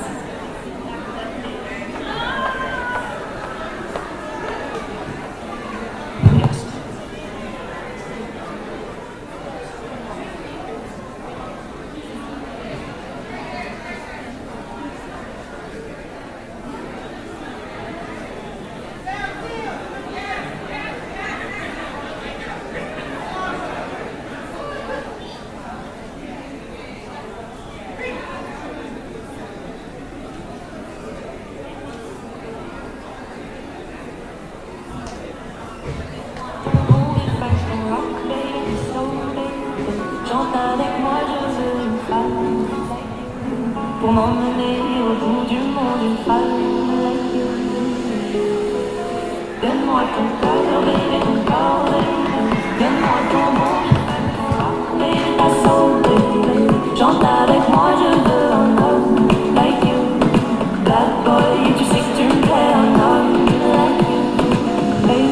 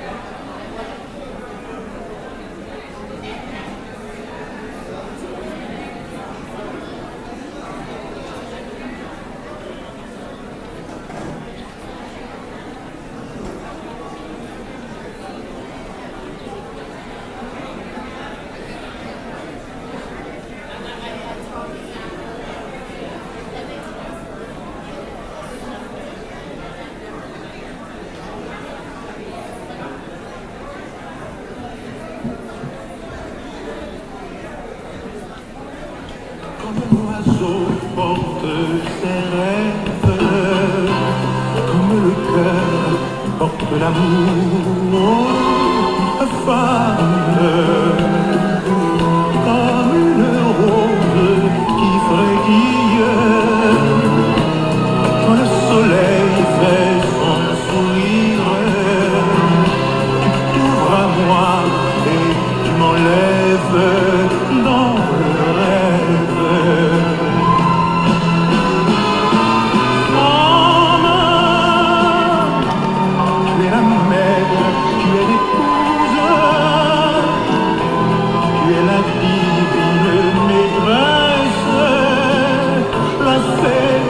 Change toute l'âme en sourire.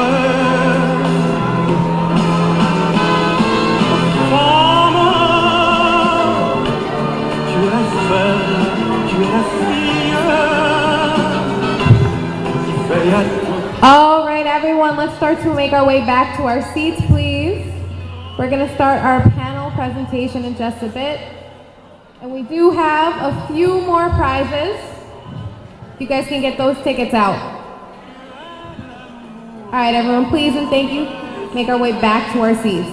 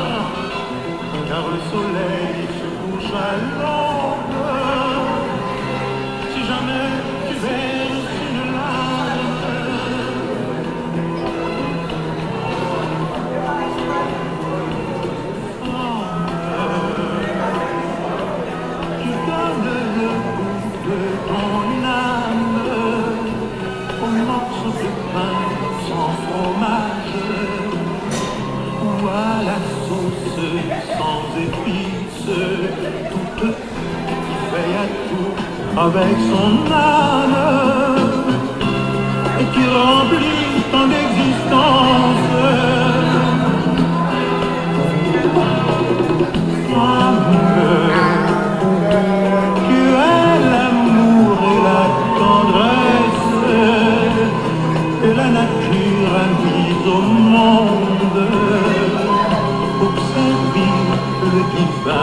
terre, oh, femme, c'est dans ton sein que la lumière a fait les maîtres de la terre, les souverains, les rois, les dieux, c'est toi qui les as portés.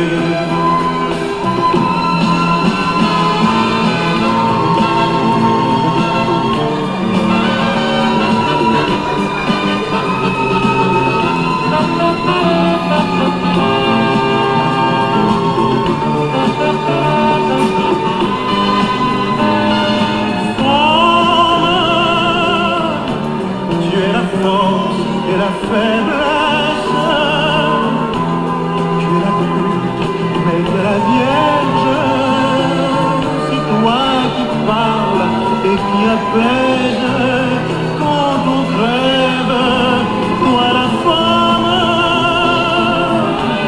sans sourire, le ciel est noir, car le soleil se couche à l'aube, si jamais verse une larme,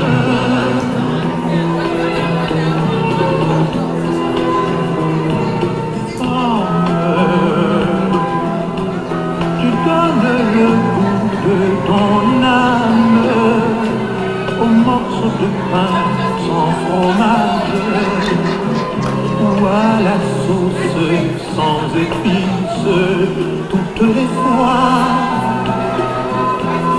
Ta maison est sans fortune, ta chambre est quand même fleurie, et ton cœur prêt à aimer.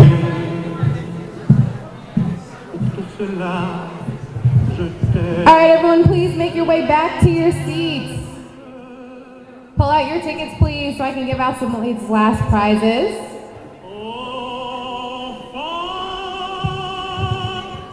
All right, who's got their tickets handy? Our first, 8531. We have a winner for 8531. Is there a winner?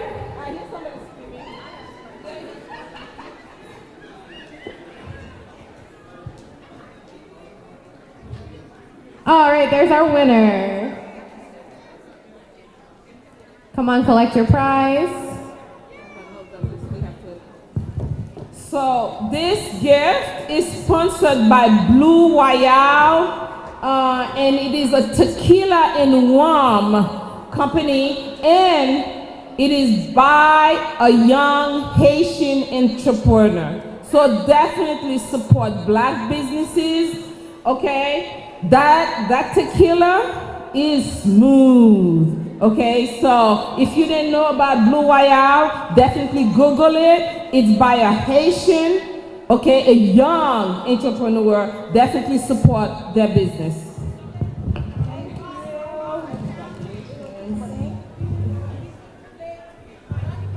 All right, our next winner, 8486. 8486. Yep, up. Do we have a winner up front? Yes? 8486, come on. Yeah.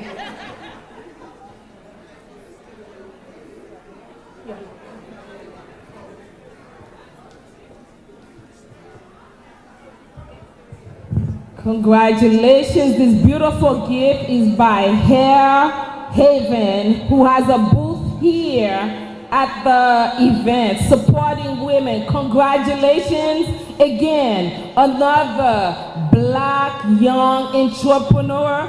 Please support our local businesses. And by a woman. Congratulations, ladies.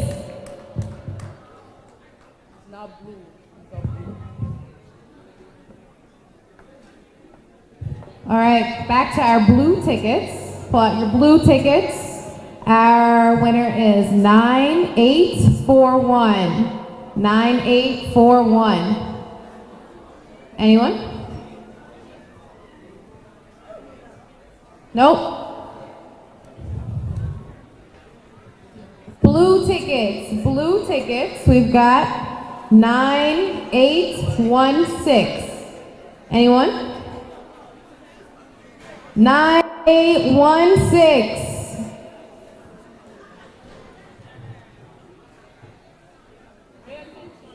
9858.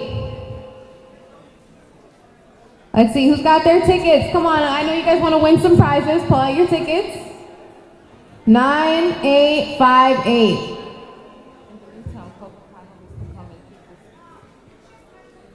While we're doing that, I'll invite all our panelists. If you guys can come join us on stage up here.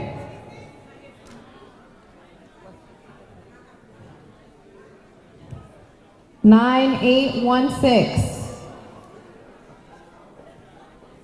All right, pulling another one since no one has claimed. We've got 9875. Anyone?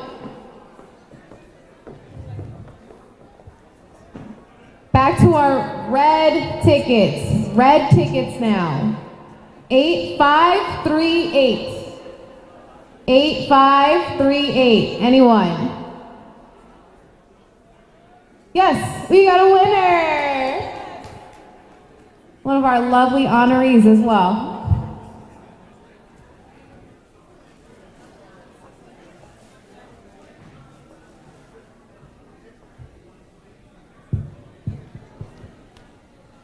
This beautiful basket was sponsored by one of our ACHP members, Miss Mona Paul. Thank you, Mona.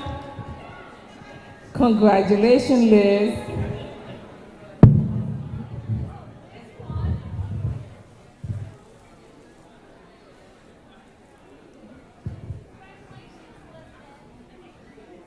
All right. We're giving up on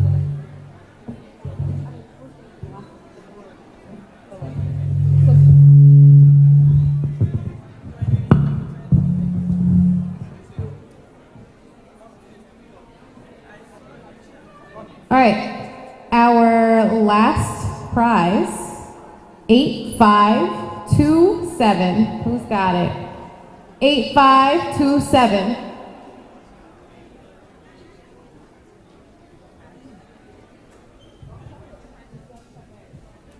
(8527).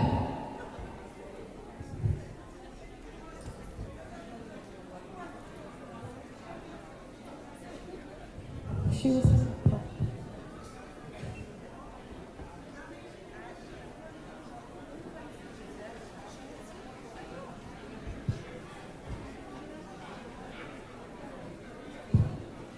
Okay, why doesn't everyone just take a seat now? We're going to be starting our panel in just a few moments, but while we do that, please look at those tickets. We are looking for panelists, Giselle Chavez. Ms. Giselle Chavez, we are ready for you. The panel is ready. Please come take your seat.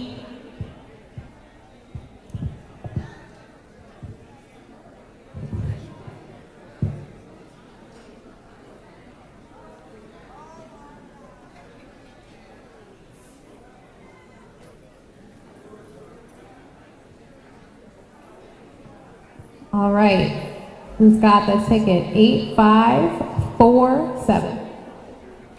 8547. Come on, guys, look at your tickets. Come on.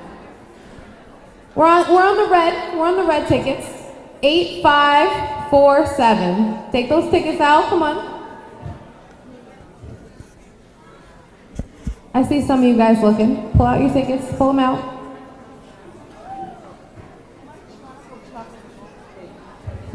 We just noticed Mike Travel in the crowd, who traveled all the way from Pennsylvania to be with us. Welcome, Mike Travel and his beautiful wife, Patricia.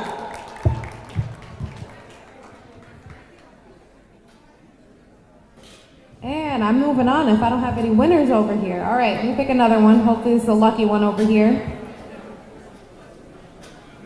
8479. 8479. Come on, who's looking for their tickets?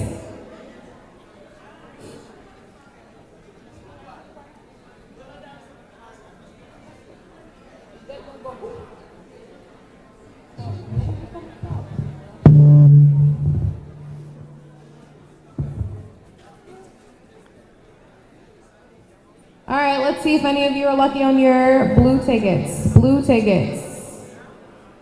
Blue tickets now. Blue. 9857. Oh, there we go. Finally.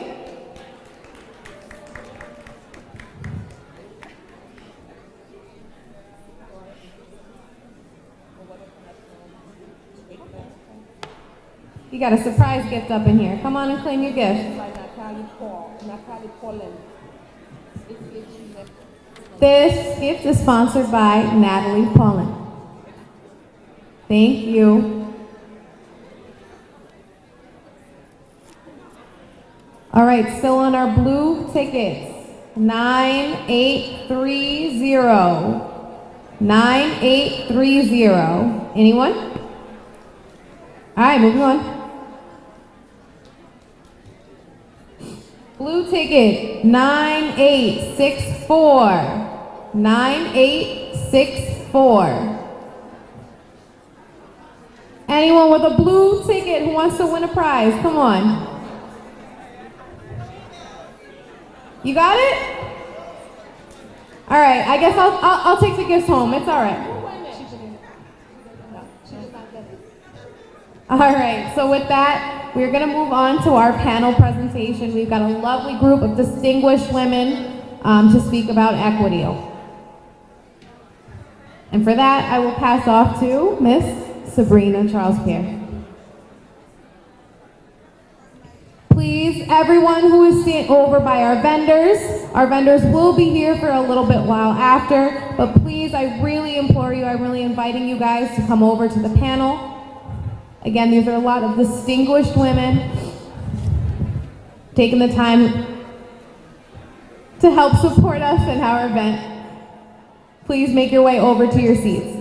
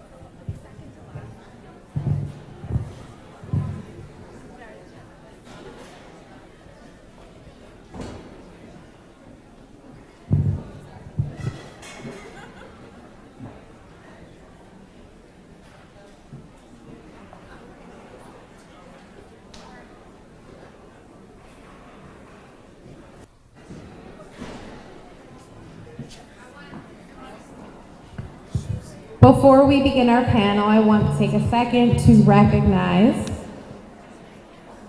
former village clerk, Miss Sherry Scott. Miss Scott,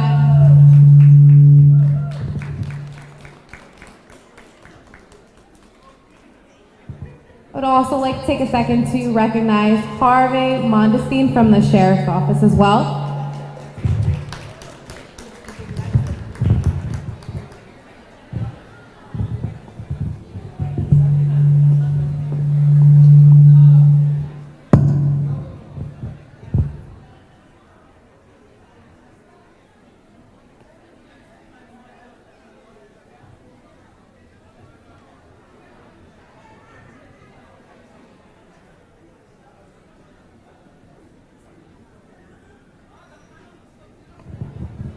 Good evening. Good afternoon. I don't know what time it is, what day it is. I would like to ask everyone who is in the cafeteria with the vendors, if you can please make your way over to the gym to be able to hear our panelists.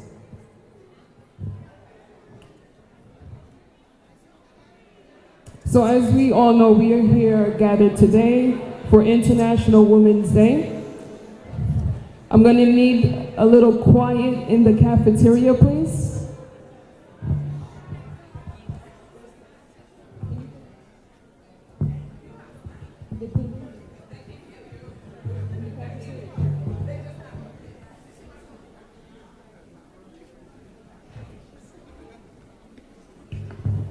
The aim of the International Women's Day 2023 Embrace Equity campaign theme is to get the world talking about why equal opportunities aren't enough. People start from different places, so true inclusion and belonging require equitable action. Embracing equity is addressing real-world systematic racism in a way that empowers all of us to be a part of the solution. We believe that coming together as a community to engage deeply with the preparation of self is critical to the work of embracing equity.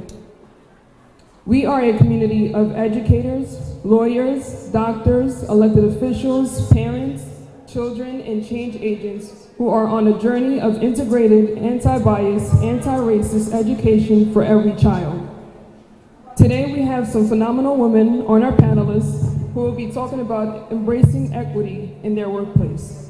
So to my right, we have Dr. Samara Toussaint, clinical school psychologist, if you want to just wave. We have Gisela Chavez, an immigration attorney. We have Samantha Bazil, Director of Admissions and Chief Diversity Officer at St. Thomas Aquinas College.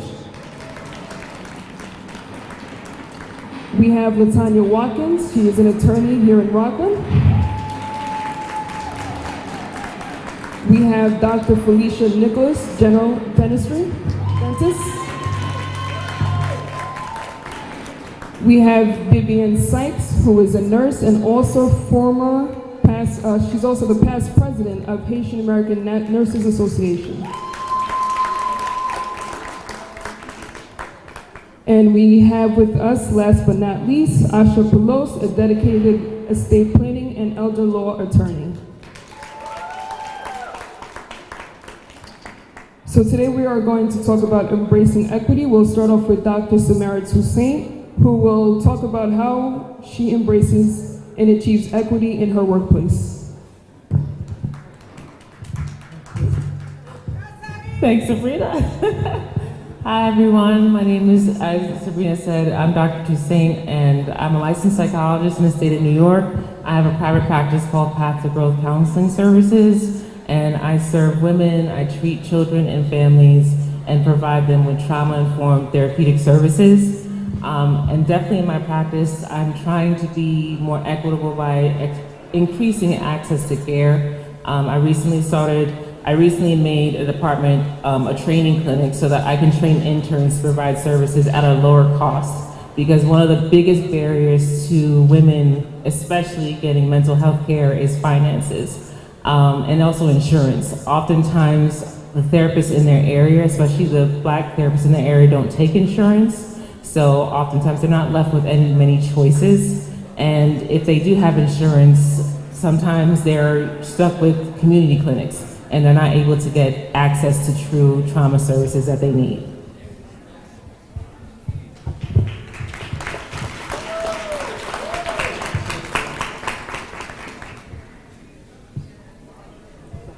So if anyone in the audience have any questions, please feel free to raise your hand and ask any questions that we have.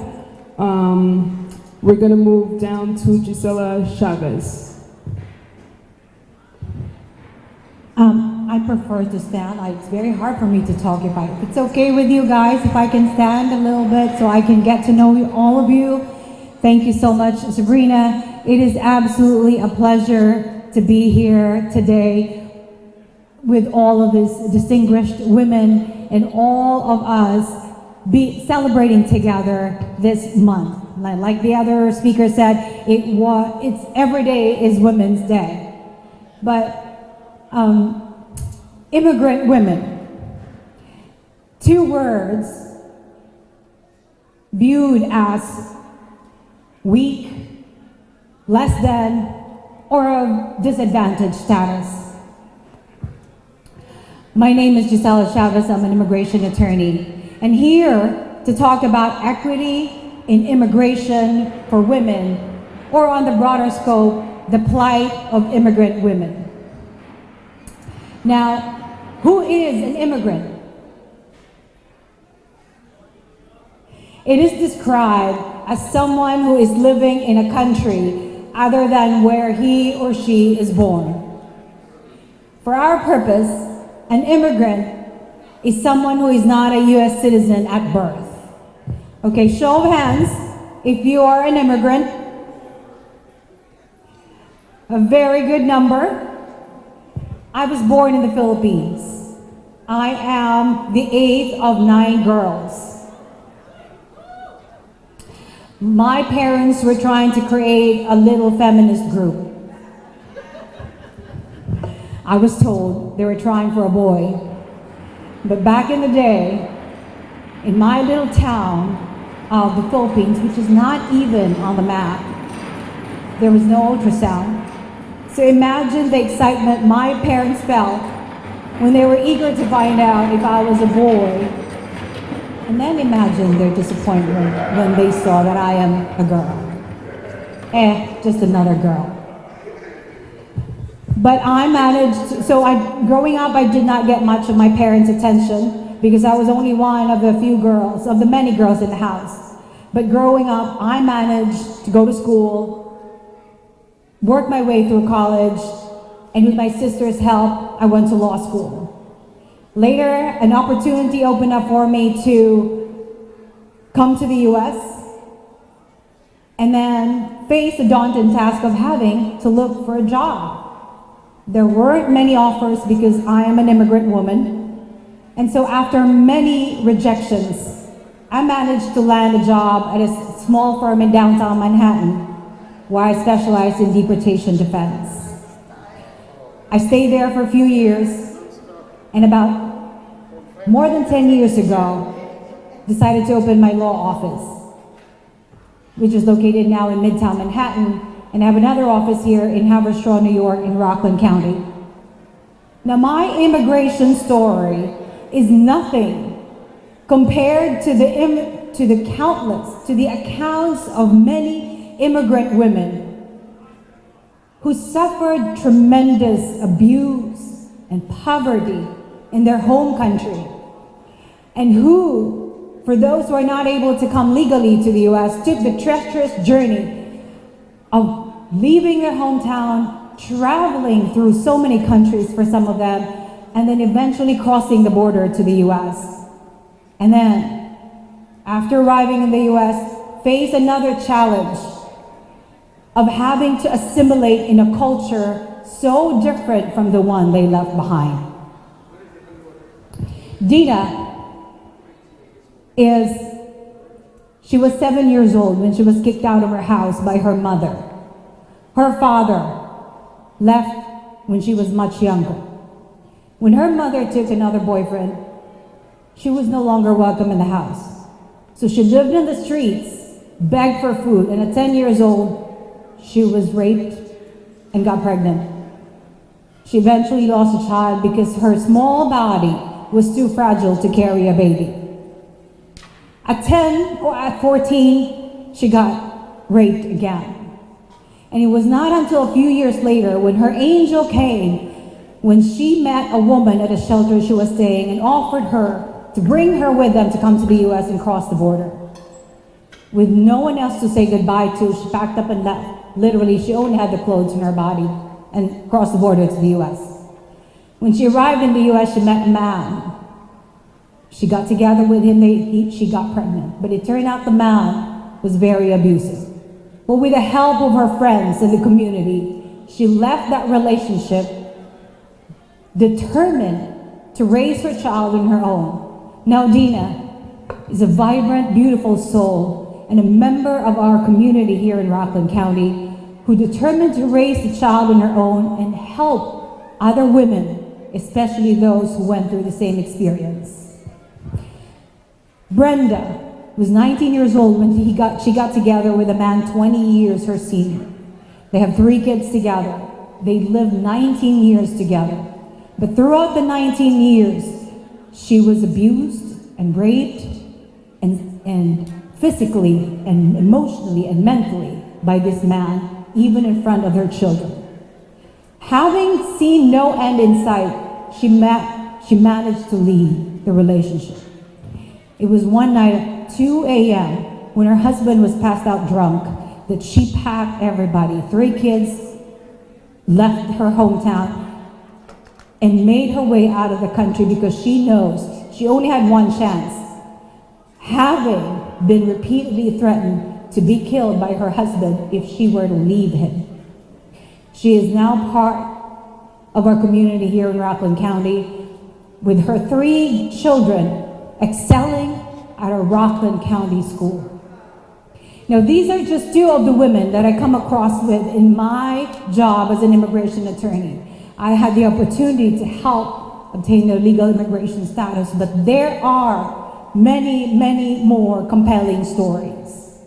Now, despite these obstacles, these women pushed through and fought and came out stronger and better. The strength of these women terrify the selfish and the insecure. And that is why women and immigrant women are called weak and disadvantaged and less than. But these labels are labels that are a mere reflection of the very people that call them that. Now, women, we are stronger together. When we come together, we know that we can impact the lives of other people. We know that we can help those who are in need. When we come together as a community to help a woman who has been treated poorly just because, a woman who is discriminated at work or being paid less for the same work that others are doing, when we see a woman who is a victim of domestic violence and her children are being threatened to be taken away from her, or she is being threatened with deportation, we have to say something. We have to do something. We have to help that woman seek help, knowing that there's protection for that woman. Because it's in number that we are stronger. And today, I have the greatest pleasure to be in front of you all and talking about immigration and equity in immigration. And I wish you all a wonderful Women's Month. Thank you very much.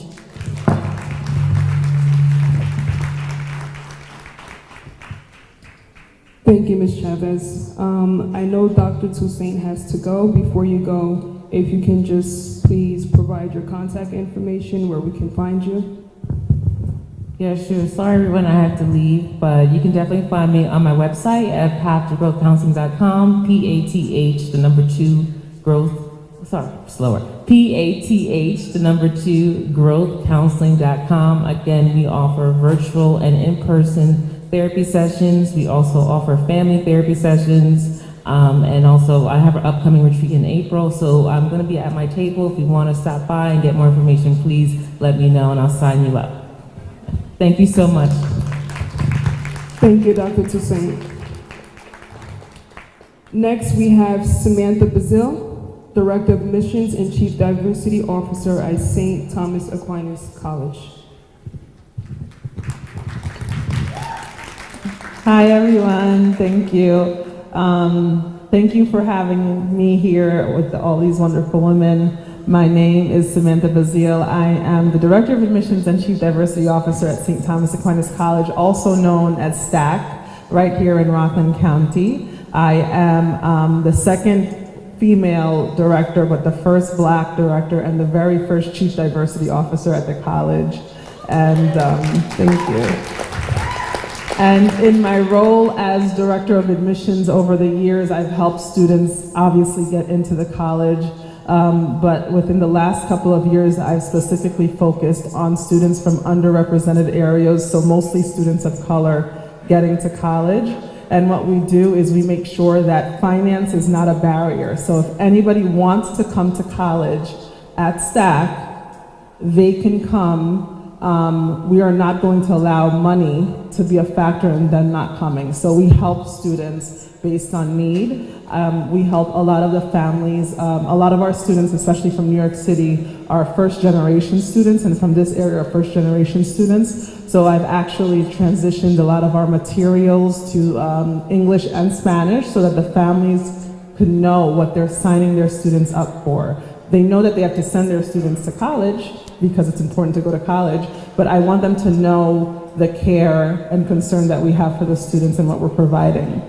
In my role as Chief Diversity Officer, we focus on equity in many different ways. Everything that we do is to serve the students, and it also includes everyone, not only me who is serving the students. So we've looked at everything from our hiring process and making sure that our hiring process has equity for everybody.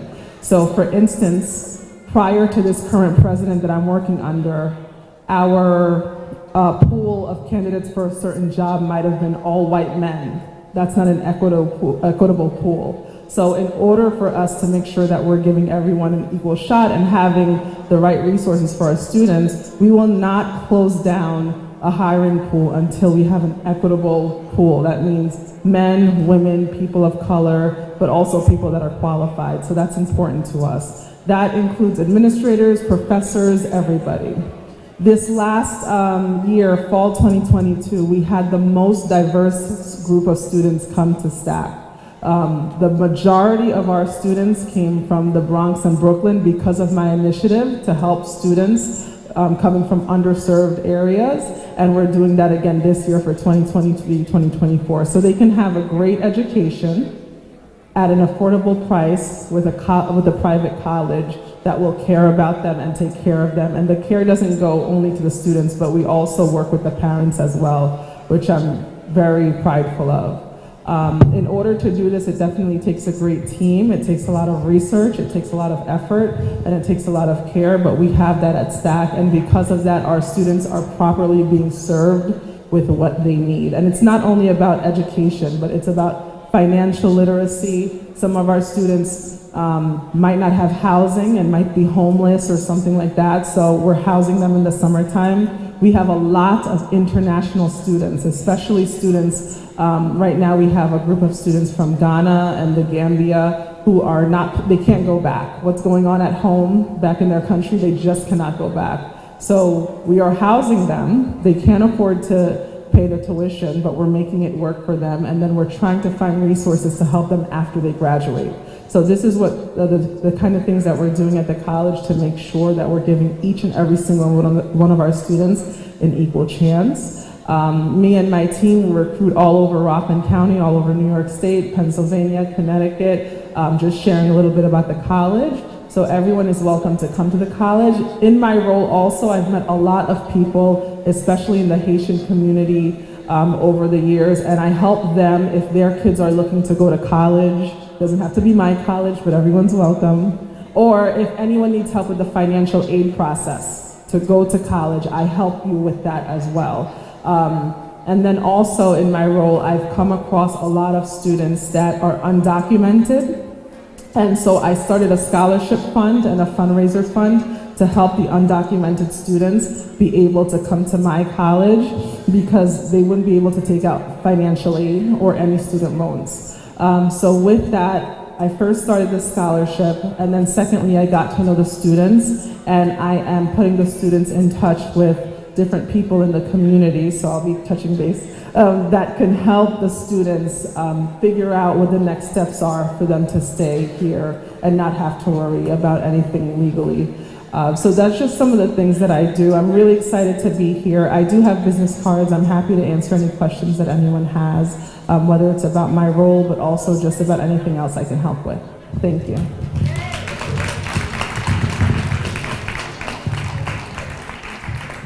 Thank you, Samantha. Next, we have Latanya Watkins, who will be speaking about embracing equity as an attorney. Good afternoon. Thank you. So when I got the theme for the conference, I thought about what embracing equity really means. And we all know that embrace is quite simple. It's holding someone close to you as a term or an act of affection. But equity, I think, is a little more complicated. Equity, many people associate equity with equality, and they're actually two different concepts. Equality requires individuals or a system to create the same thing for whoever it is. So if we're all running a race in this room, because this is a gym, I didn't know that before, thank you, Sabrina. We would start here and we would all run the race, starting at the same point, ending at the same point. But then we have a county-wide track star in the audience, right?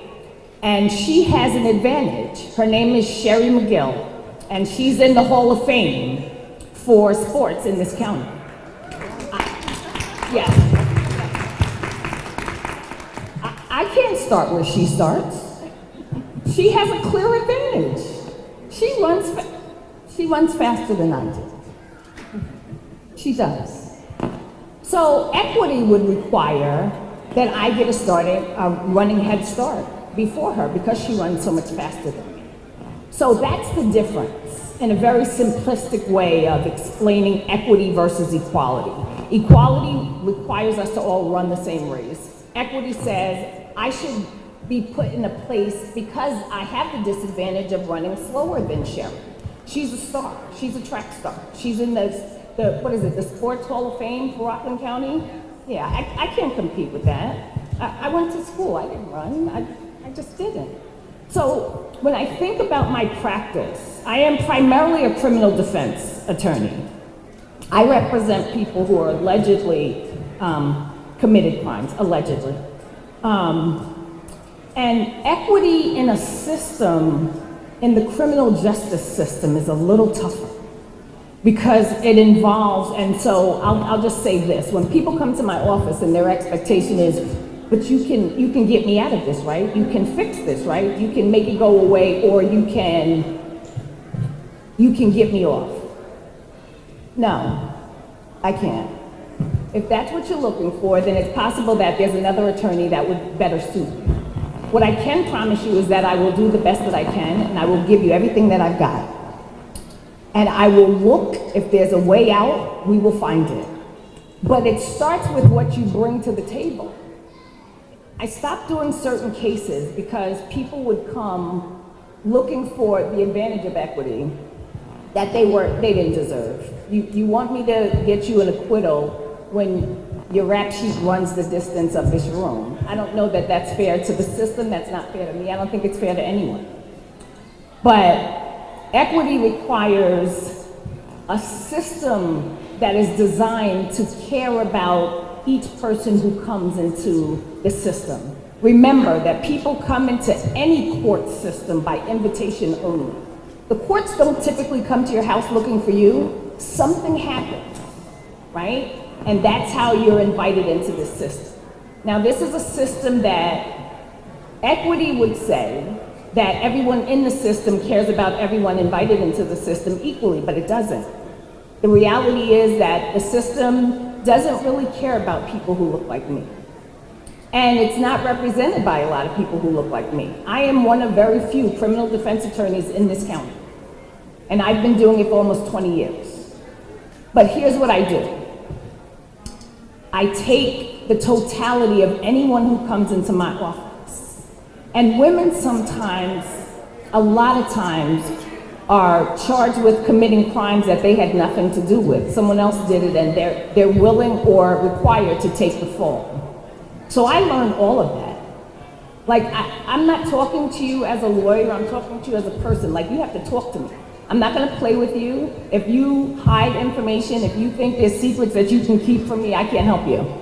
If you wanna keep it real with me and talk to me about what's really going on, I can defend you. I can help you. But the last person you want to be surprised in a criminal defense trial is your lawyer. The judge can be surprised, the DA can be surprised, the jury can be surprised, but you don't want me to be surprised. Because if I'm surprised, I'm at a disadvantage. And so are you. So equity in my position requires a systemic approach. So it's requiring that the police department, it's requiring that the district attorney's office, it's requiring that the court system, the court staff, everyone is involved in creating the system that will be fair to every client, whether she be a woman or me. But the way that I present equity is giving her everything that I've got to help her get the result that she wants. I'm not a magician. I can't make things happen that are ridiculous, but I can always give her the best that I've got because that's what she deserves. And a lot of times women come into, especially in criminal defense, come into the office feeling already beat down, feeling like they've already lost. And it's my job, my responsibility as a lawyer and as a woman of color to ensure her that she's entitled to fair representation and she's entitled to the best fight that's out there for her.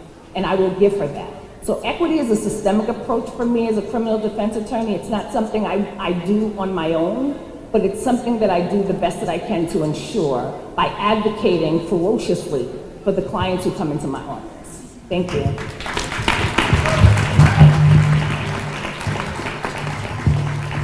Thank you, LaTanya Watkins. Next, we have Dr. Felicia Nicholas.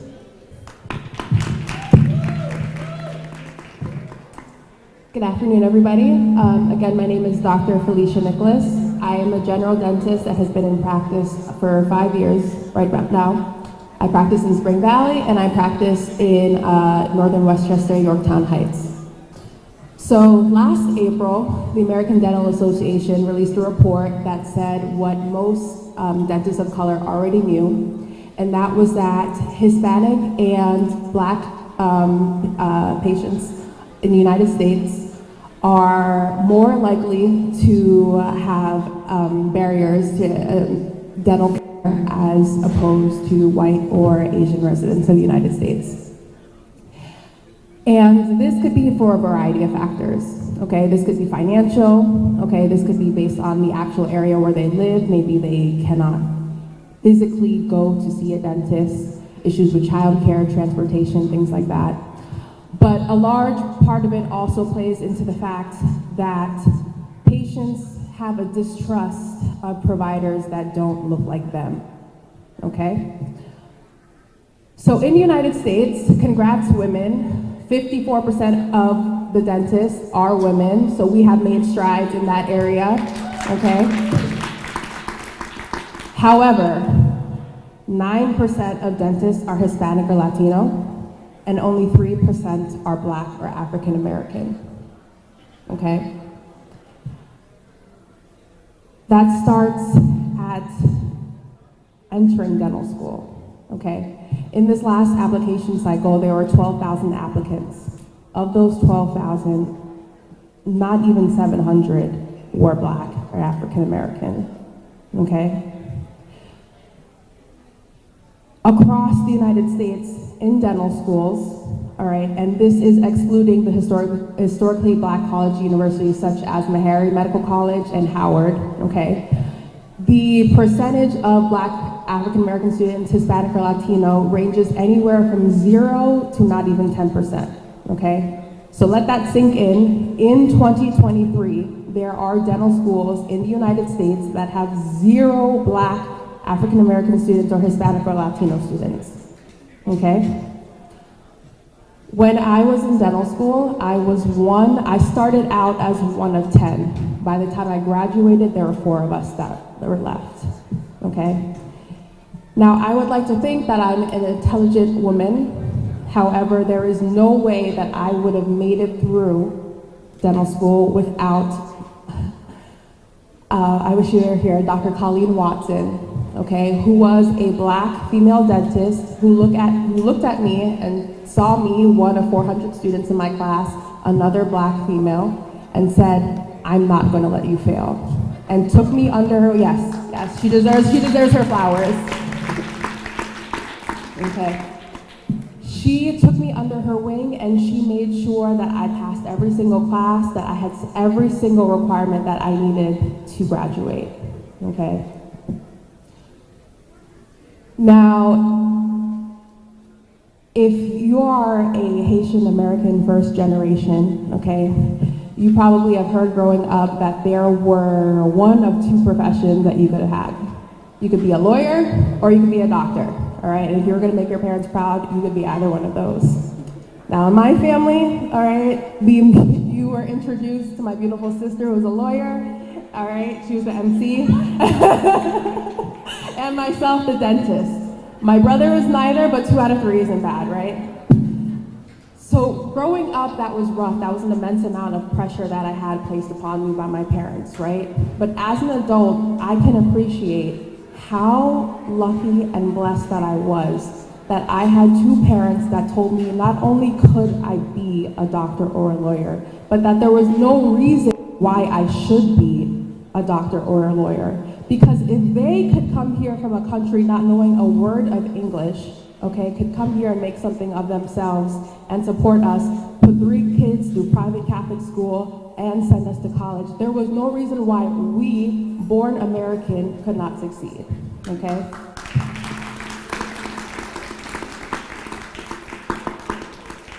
But I think about all the other black little girls that do not have somebody that is telling them that have never seen a black doctor, a black lawyer, or any other black female in a higher profession like that. Maybe they walk into the office and they see the tech, which is fine. They're all respectable careers, but they don't know that they can be that, okay? So us, we are a room full of successful women. What do you do? Yes, whoever said that, yes, clap it up. We are a room full of very successful black women, all right? I cannot believe, we said this before, that I'm on a panel full of beautiful black strong women that are in these professions, okay? Where else would you see that? But what are we doing to help those little girls, okay? Next week, I had the opportunity to speak at my old high school for their career day. But I only got that opportunity because a former teacher of mine, a black woman, pushed, finally, I've been a graduate at that school for 10 years now, finally pushed to have a black speaker there, okay? Yes, give me a round, thank you. But what are you doing? When I was in dental school, even though I could barely keep my head afloat, all right, I was struggling to pass my classes, I made sure that I was an ambassador every single time that we had high school students come in, that we had college students come in, because it was always schools, they're from the Bronx, Brooklyn, schools that had a high percentage of underrepresented minorities on them. And I knew that if they didn't see somebody that looks like them on that ambassador panel, that they were never going to want to either come to that school or be in that profession. And they appreciated that because every single one of them pulled me aside afterwards and told me that they never saw somebody that looked like them. So as women, it's not enough for us to get to that height, okay? It's great that when you can get there, but when you get there, you have to make sure that you are lifting up other females to also get there, all right?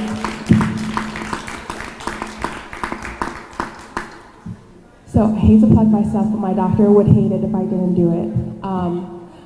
I practice, like I said, in Spring Valley on Eckerson Road, okay? We speak English, hablamos español, y parle creole, okay? So if you are somebody, maybe you've been frustrated, you have government insurances, okay? We accept that, Medicaid, all of those. Please come in. We have wonderful staff there who we all treat you very well. And if you are a woman who is interested in dentistry, or you know a little girl that is interested in dentistry, I will never say no to mentoring somebody. I don't care what I have. I have a 3-year-old daughter at home myself, okay? But again, as women, we need to make sure that we are elevating all the other young females, okay? They are, corny as it sounds, they are our future, all right? Thank you for the opportunity to speak. Thank you, Dr. Nicholas. Next, we have Bibian Dimanche Sykes. Hello? Okay. Good afternoon, everyone. It's a pleasure to be here this afternoon with all your accomplished women. Very proud and thank you for having me. I am a nurse by profession. I've been a nurse for over 20 years now. I'm the nursing director of education at Center Life Health, which is like a managed long-term care in New York City. And I'm also an adjunct professor at Mercy College. So when it comes to gender inequity in healthcare, I would say women make up about 70% of healthcare workers and nearly 90% of the nursing workforce. But yet, according to the World Health Organization, only 25% of women hold leadership roles in healthcare.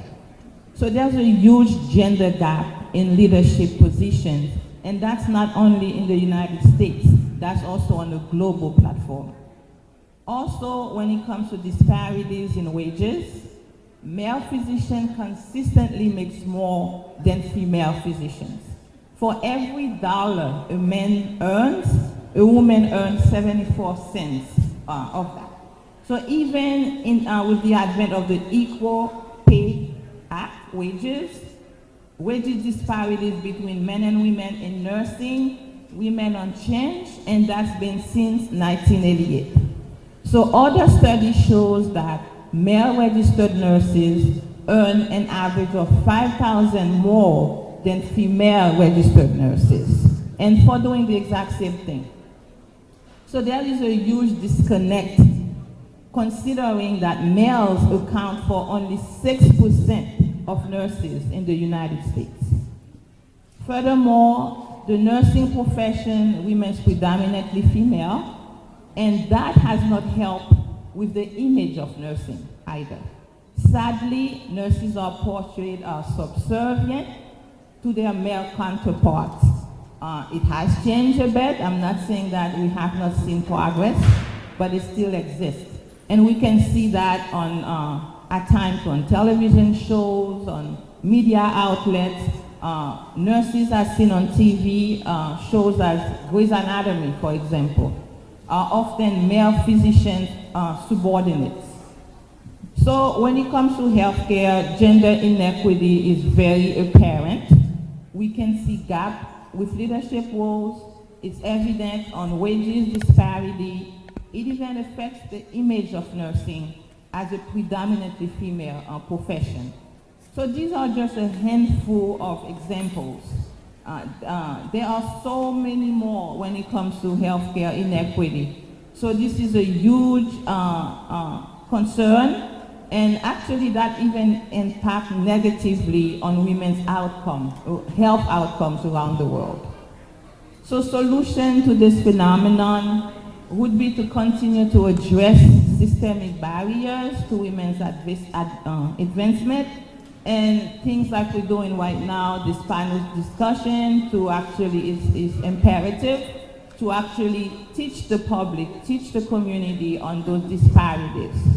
So thank you for allowing me to share my thoughts, and thank you. Thank you, Bibian. Next, we have Asha Poulos, who will talk about embracing equity as an attorney. Hi everyone. All right, last panelist. Let's do this. I'm an estate planning attorney and elder law attorney, and I would argue that estate planning and elder law is the next phase in women's empowerment, financial empowerment, because clearly we are doing well, right? We're making money, we're building assets, we're creating companies. What's the next phase? It's that creating your legacy. So estate planning can be your guide in that way. You want to be able to control how you succeed in your aging process, in your retirement, and when you pass away. You want to control who is going to get your legacy when at the next phase. I am tired of clients coming without their wives, right?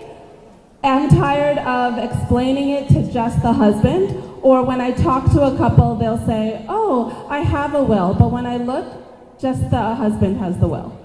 They never thought to do it for the women, because the truth is, women live longer. You're gonna be in control of those assets. So the way you handle it now is how it will be later on, the way, how you'll direct it later. So I really urge you to decide that estate planning is a necessity in the future. And so I handle wills, powers of attorney, and Medicaid planning, and protecting your assets through trusts. If you want to talk about equity, I worked in law firms. Some of the panelists have here too. It is an intimidating law office, thing to be in. And so when I think about all of the women, like the nurses that have raised me, and some of the people here have also been raised by nurses, they are hardworking. They probably have no time to go to a law office to talk about wills. And so they maybe will delegate it. No, I don't want that. So I have a virtual firm. We talk on the phone. We do a Zoom call. I'll do a Zoom call in a lunch break room at a hospital, no problem. I come to you to sign documents and I get the stuff done. Because I want to make sure you guys, have an idea of what will happen if you don't do a will, if you don't do a power of attorney or a trust. And so I make it work for you in terms of equity, in terms of making sure that estate planning is for everybody by having more access to the services that I provide. So if you want to call me on the phone or a website, go through my website, you can.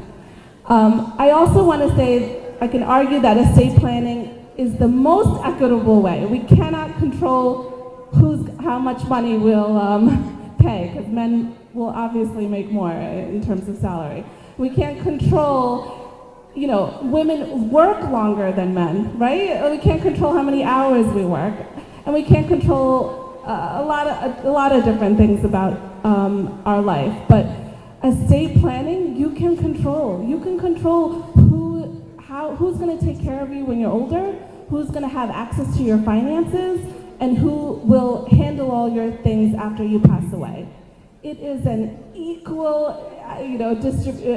access for everybody. Anybody can take control of their self. And so a lot of people come to me and say, "Oh, estate, I have no estate. I don't have a mansion or anything." No, your body is your estate, right? You have to decide. The first thing I do is I say, what's important to you? So some people will say, you know what, Asha? My Facebook page is really important to me. Those photos I take every day as a historical, album for my family, that's important. And so I want to make sure you have that, or you maintain that for the next generation. So I could talk on forever, but I hope you guys can visit my website or follow me at the table and we can talk more. I'm so happy to be here today, so thank you. Thank you, Asha. Before we move on to questionings, I just want to acknowledge Mark Sevenson and his wife, Ismini, who, thank you for joining us. I just saw her run out. Now I would like to open the floor for anyone who may have any questions. Beechin Joseph will be walking around with the mic.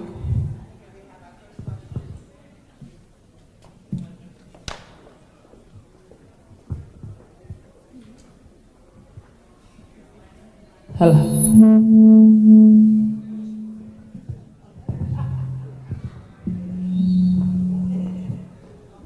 Hi, ladies. I have a question, and whoever want to answer can answer it.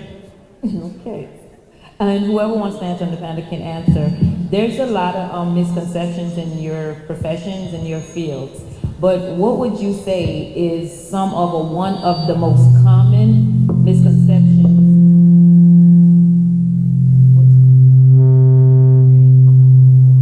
What should I say?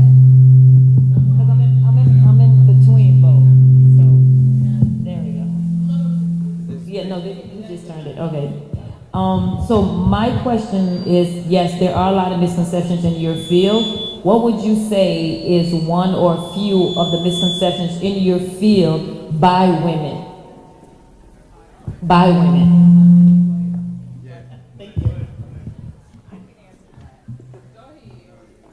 I would say that that's a great question, because a lot of times we think it's other people who have the wrong perception. But as a criminal defense attorney, one of very few, the misperception or misconception is that male lawyers are more effective, that male lawyers work harder, or male lawyers are better than women lawyers outside of family court. When I say I'm one of very few criminal defense attorneys in this county, I'm one of very few. But women who are looking for family court cases, personal injury cases, matrimonial cases, there are certain areas of the law that I think people, maybe immigration, I wouldn't say estates. I would say estates people probably think male, but for a criminal defense attorney, a lot of women and men alike believe that a man is a more effective attorney. Great question. Okay, we have another question. Patrick, question? Well, good afternoon. First and foremost, I would like to congratulate this panel for all of the great work that you do in your professional life. However, the question that I have for you guys is somewhat simple, but I think I'm going to pose it to each one of you. At your capacity, besides what you do at work and when you engage young black women, what kind of outreach that you've done on a personal level to meet with those kids beyond your professional life? For example, do you go out to your church community? What exactly do you do to at least have a conversation with the young people today to explain to them about equity in the professional life and try to push them to at least go to college and these type of things? Thank you.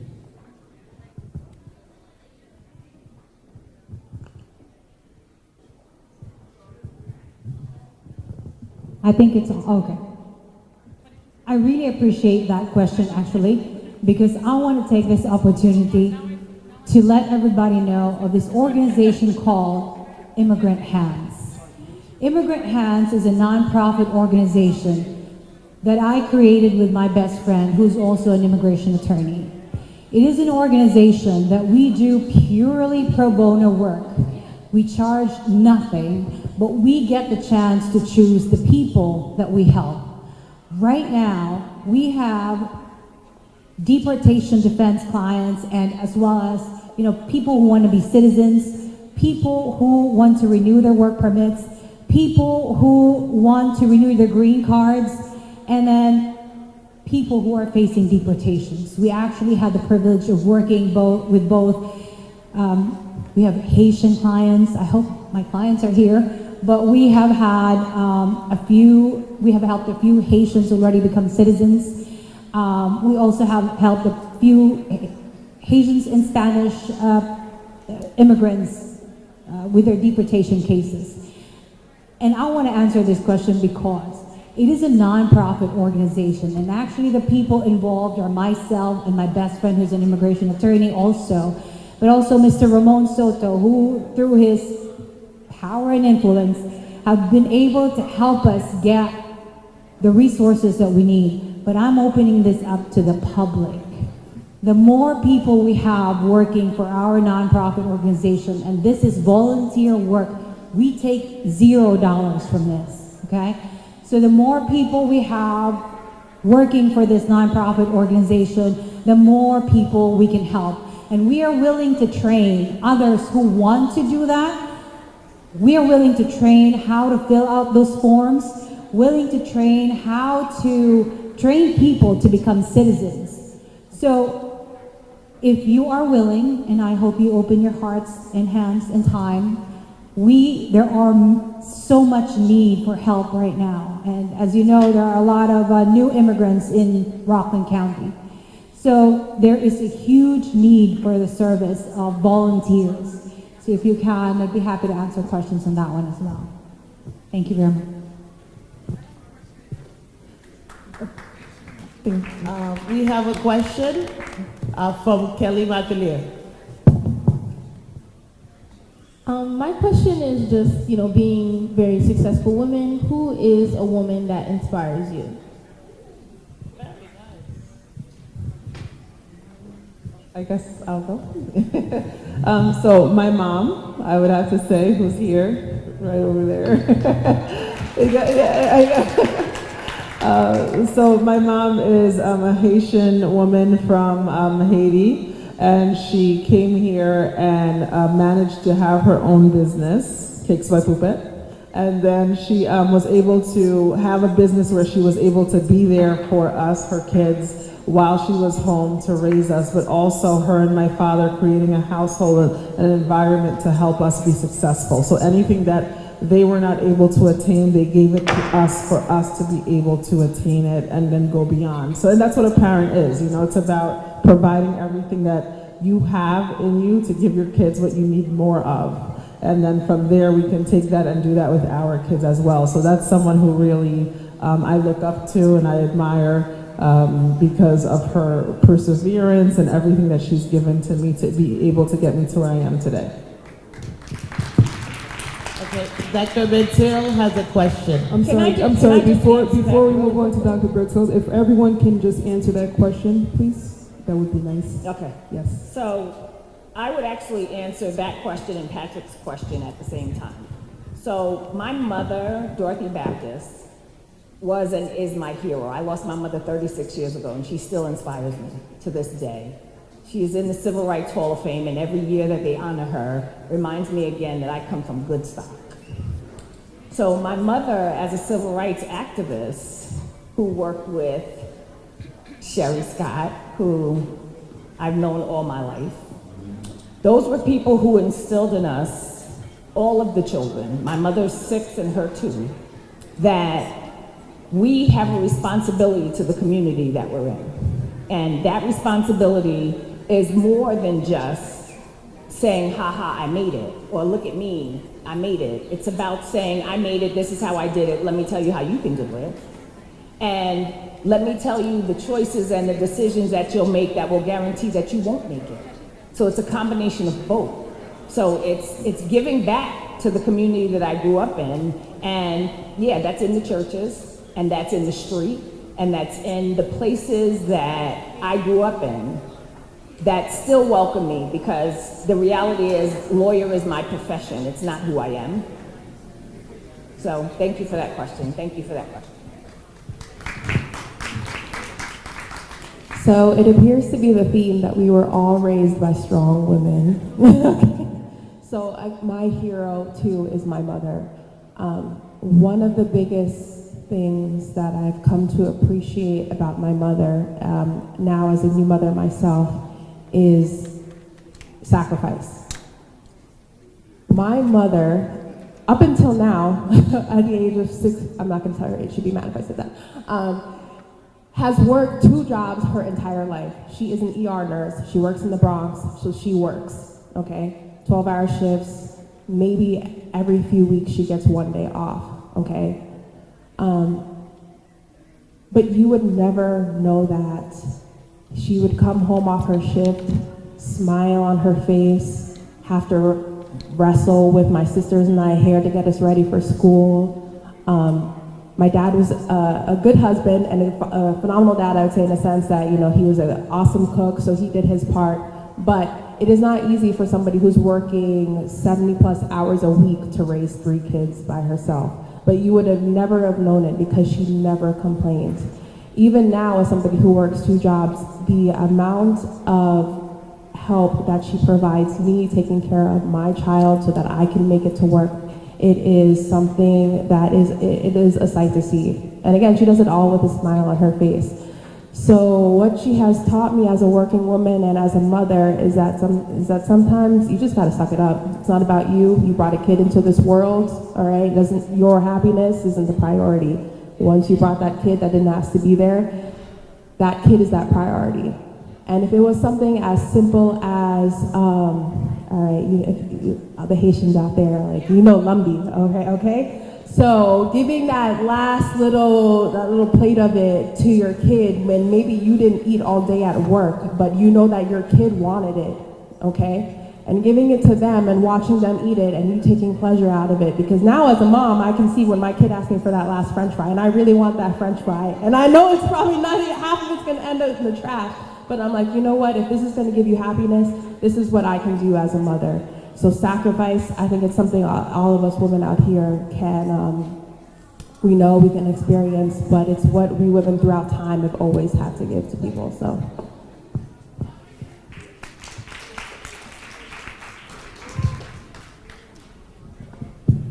I guess we're going to move on with the same theme. In my case, it wouldn't be my mother, but rather my grandmother.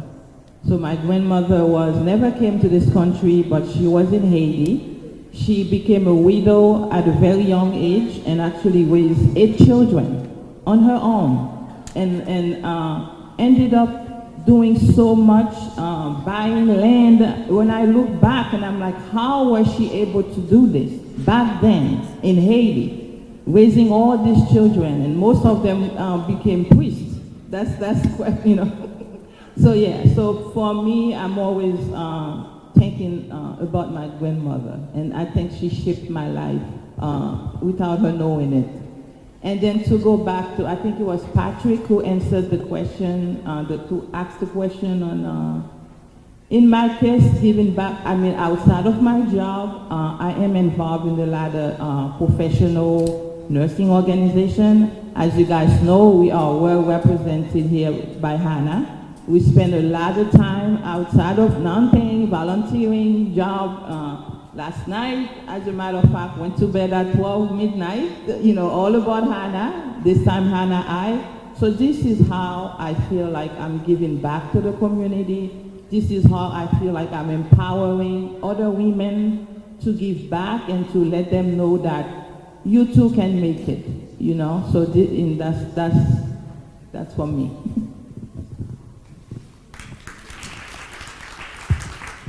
All right, we have great mothers, but and I admire my mom too, but who inspires me the most actually is Ruth Bader Ginsburg, and for so many reasons inspired so many women and continues to inspire so many women. Thank you. Beatrice? Anyone else? Beltier, you have a question? Oh yes, I have a question. We see a trend here in Spring Valley in particular with the migrants coming to our town. And for some, it seems like an annoyance, but I know that it's a huge challenge, particularly for women with children. We see them on the street begging for money. From your perspective and someone who's been helping some of the immigrants, what can we as community members do to help these people, in your opinion? And that question is for Ms. Chavez. I love that question. It is actually a question that has been asked so many times around so many circles that I have been to. And the reason for that is there is actually a huge influx, and it is viewed differently depending on who you ask, right? Some people view it as negative, some people view it as positive, because truly we are a county of immigrants. So how can we help? We have to identify the need. And I have actually seen, so we have to identify the particular needs of these immigrants. Now I have seen, and I hope I can share this, Ramon, but in Ramon's job, and he works for the county executive, he actually was charged with going through different communities in Rockland County and identifying a need. And when he was doing his report, I came across the report and saw that there were real needs of children and women, and these needs vary from clothes, food, school supplies, backpacks. There was even like pencils in that report. And I believe that is something that we can actually do something. why not we as a community, and I know there are a lot of actually nonprofit organizations in the town, in the county, that are so willing and open to helping. But if we can all organize our efforts as nonprofits, I do too have a nonprofit, and like I mentioned, I founded it with my best friend, but it's just the two of us, and our focus is deportation defense. But that's one of the needs, but that's not just the only need. There are needs. So if we can combine our efforts, and I think the county executive's office also is in the process of identifying what these needs are and working with the community. There are things that we can do. You know, if you have a spare jacket or clothes or pants or shirts, bring that in. Let's put together an event where we can pull our resources together and help all these wonderful people who are coming in, because we know their stories. You know, nobody would just come in illegally and endanger their lives and that of their families for no reason. There has to be compelling reason for them to come. But now that they're here, it's upon us to help. Because we are only, and I've said this before, we are only as good as the good that we do for others. So let's come and help. Thank you. I would also say briefly that there's a saying that says, give a man a fish, he'll eat for a day. Teach him how to fish, he'll eat for a lifetime. So maybe that's another avenue that we can consider. Can we hire that mother? Can we hire that dad? Can we give them a way to provide sustainable income for themselves? Because it's easy to complain about people taking resources while you're sitting behind your big desk. It's much more effective to come from behind the desk and ask, well, what is it that I can do to help you? What kind of work? Listen, these people have skills. They have gifts, talents, and abilities that they were born with. Let's figure out what they are and help them.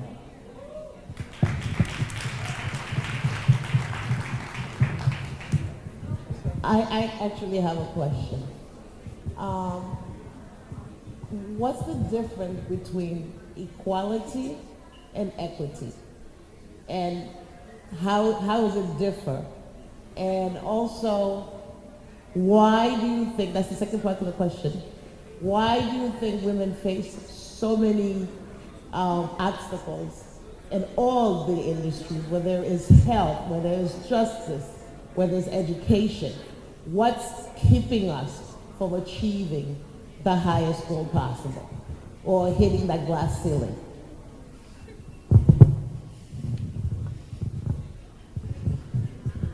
I'll answer the second part first, men. And I say men because the reality is the decision makers are men. The people in positions of power and authority that can make a difference for women are men. Yes, we can influence a lot of things, but if the men are the decision makers, then they're the ones who have to make the decisions. So the reason it is as it is, which I'm a firm believer that poverty exists because those of us who have resources allow it to exist. Homelessness exists because those of us who have resources allows it to exist. And inequity and inequality among women exists because men are not bothered enough by the fact that women are making 72, 76, or anything less than 100% on a dollar. There are men who are sitting at corporation tables who are making those decisions that are comfortable with the fact that she's gonna make less money. The other thing, I don't know if you were in the room, but the example that I gave about the difference between equality and equity is if equality requires that we start at the same line here and run to the end of this room, starting at the same space and running whatever race we run. Equity says that Sherry McGill is a county-wide race track star who can run a lot faster than me. And putting me and Sherry at the, I mean, you know, now that I think about it, maybe I could take her. But maybe not. So, absolutely. So putting Sherry and I at this line and expecting us to run the race and expecting me to have a fair shot at winning is not fair. And that's what inequity looks like. Inequity looks like you're starting us all at the same space, but we don't have the same privilege, we don't have the same entitlement, we don't have the same options or opportunities. And equity requires that she let me get to the dark chairs, and then she chases to win, because I can't run as fast as her. So people who are in positions to deny privilege and entitlement, whether that be men, white people, racism, whatever it is, have to be willing to give and to give up in order for equity to really be created. Not just something that looks like equity, but something that's sustainable, something that 20 years from now my granddaughter can benefit from, something that her granddaughter can benefit from, something that exists as a natural progression of a systemic problem. Thank you, LaToya. We have another question, and it's on education.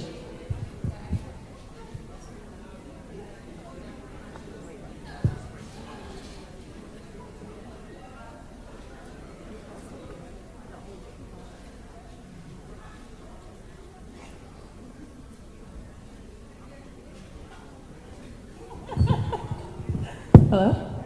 Okay. I just wanted to add one part to that, to your answer your second question. I think sometimes women can be our own biggest enemies as well too. My mother always has this great story that I love listening to about when she was in nursing school, and obviously coming straight from Haiti, she had an accent, and how the nursing professor, who was a woman, gave her a hard time during an oral exam. Nurses, if you know, like the brachial artery, okay? And my mother was saying in her accent, brachial. But even if you didn't have the accent, you knew what my mother was trying to say. And that same nursing professor told another female in my mother's class that she had no career as a nurse, that she was too interested in makeup and clothing, and that she'd have a better job looking as a model, okay? So, and I'm sure some of you also, go home sometimes, maybe gossip about a female colleague. Some of you have stories about another female colleague that ratted you out to a higher up as well. Just when you have the chance, reflect on that, okay? Why are we stepping on the backs of other females to get a higher up position? That is, I think, exactly, paramount. It's huge. It's absolutely huge. We should be supporting each other, right? Because if one female stabbed the back of all the other females to get in position in the room with men, what did that do? Exactly. But if that woman went and formed a strong group with all that other 10 women in that room, and that group then advocated against the men, now we're talking, now we're achieving something, right? So.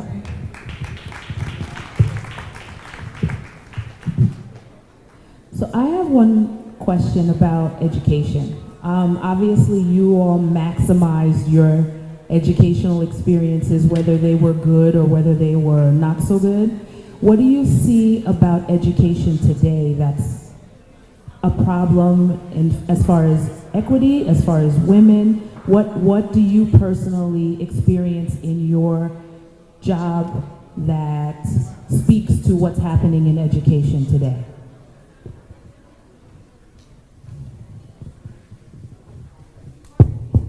So what I see being in higher education is that students of color or students who come from diverse backgrounds who don't have as many resources are not able to consider school. They more have to consider going to get a job or something along those lines.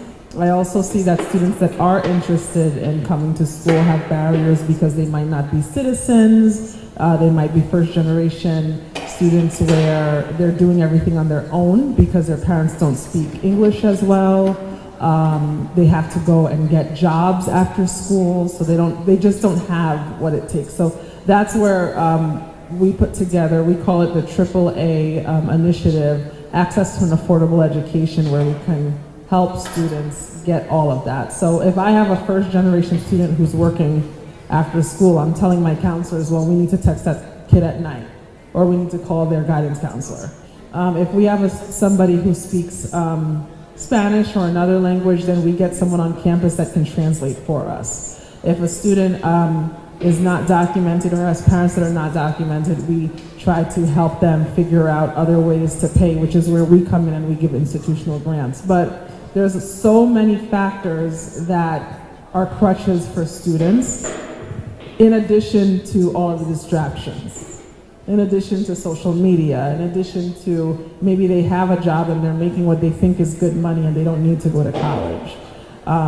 In addition to just be told that it's not worth it for them to go to college. So there's so many different things that you have to try to get through to get to the kid to make them know that it's worth it to go to college.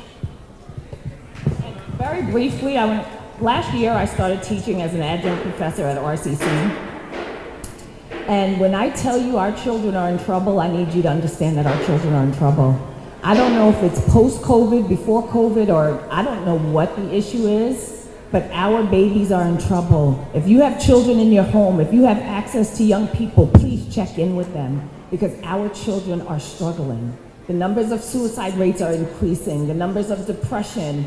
Our kids are in trouble, and I know they may look like they're okay, but a lot of them are not. I beg of you, if you have young people in your home, in your family, in your church, in your organization, in your community room, anywhere, just touch in with them. Find out that they're okay, ask, and really wait for an answer. When you say, how are you? Remember, we usually expect the answer that we're gonna get and we walk away before it's finished. Stop.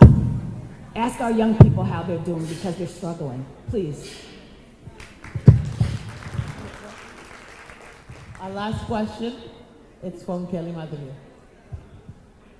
So for people that are interested in, pursuing like dentistry or law or education, like what do you think are the best, like most like advantageous majors to study?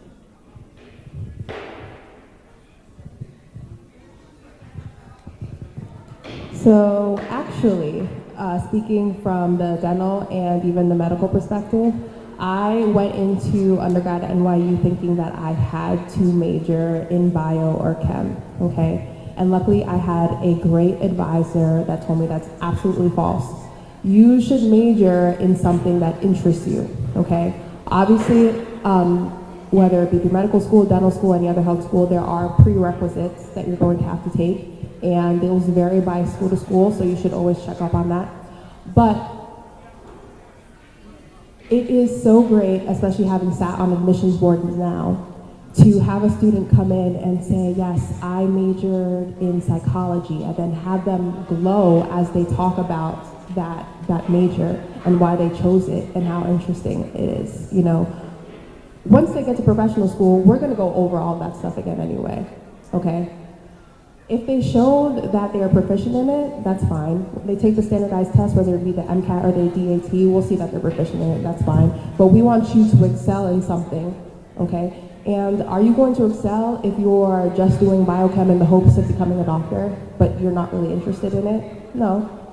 You're going to excel in something that you are truly, truly interested in, okay? And I would highly suggest too, if that's something that you think that you are interested in, whether it be elementary, middle school, high school, okay, reach out to professionals in that area, okay? At our office, we have actually had several students from Ramapo and Spring Valley come in to shadow us as doctors, because how are you going to know that you're really interested in the profession if you've never actually sat down and been there for the entire day?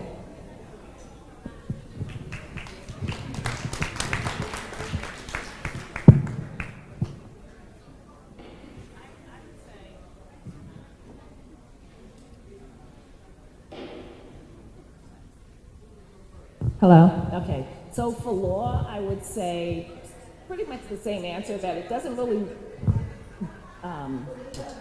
matter what you major in, but I will say that different from medical school, law school requires a lot of reading. Like when someone says you could read thousands of pages, you could really read thousands of pages. So you should probably hone your skills for reading comprehension and speed reading and things like that. But if I could do it over again, honestly, my last year of undergraduate, I took theater classes. And if I could have done it over again, I would have majored in theater. I am an actress. No, I really am. But I think a lot of what we do in life is acting. So I think when I'm in court, so I think whatever your heart desires, with the focus on where you want to be, as long as you have a plan, you'll get there. Okay? That is actually so true. A friend of mine, he does personal injury. And I said, what are you doing? And he goes, I'm actually taking acting school. And I said, acting school? What do you do acting? Well, what do you think? I go in front of a jury, I go in front of a judge. You think I'm not acting? But this is beside the point. My point is, my advice to young women, or men and women who are still trying to get there, right? Find a passion. And this is what I tell my kids too. I said, within you lies many interests. Find one that you can be really good at. So good that you become irreplaceable. And use that to serve as many people as possible. That's how you make money. Money is a bonus.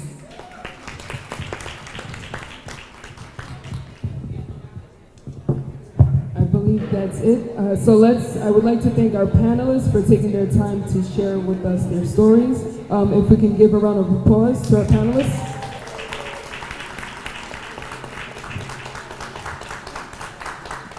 You can do better than that. Come on, let's give it up for our panelists, our honorees,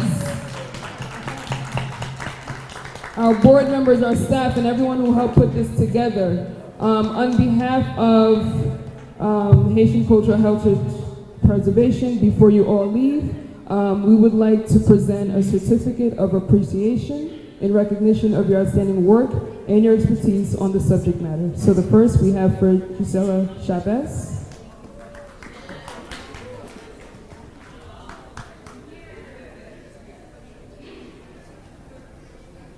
We have Samantha Bazile.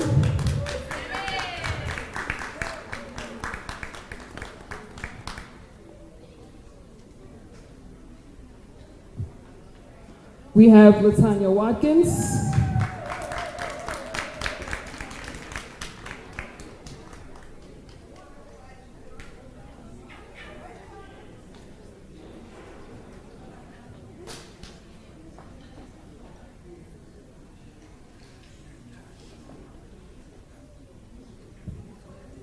We have Dr. Felicia Nicholas.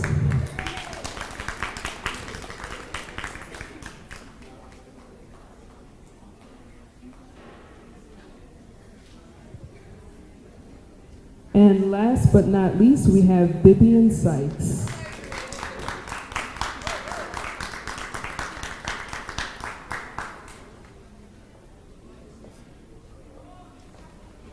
Thank you, and I would like to call Beijing Joseph to the stage, please.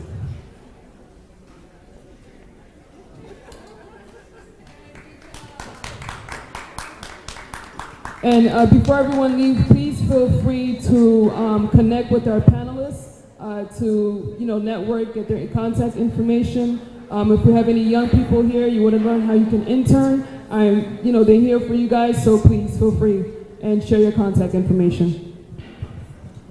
Thank you, and thank you for the panel. I mean, you guys did a wonderful job. I learned so much, and I am so proud to have been accompanied with such accomplished women. Thank you. So before we leave, I just wanted to remind everyone that we are having our fundraising gala for Flag Day, April 29th. So we're gonna be reaching out to you to support. And then on May 21st, we'll be having the parade and a big concert in the park to celebrate Haitian Flag Day. So I'm waiting for you guys. I wanna say thank you on behalf of HCHP. Thank you for coming. Every single one of you made a difference. And we'll see you next year. We'll do it again.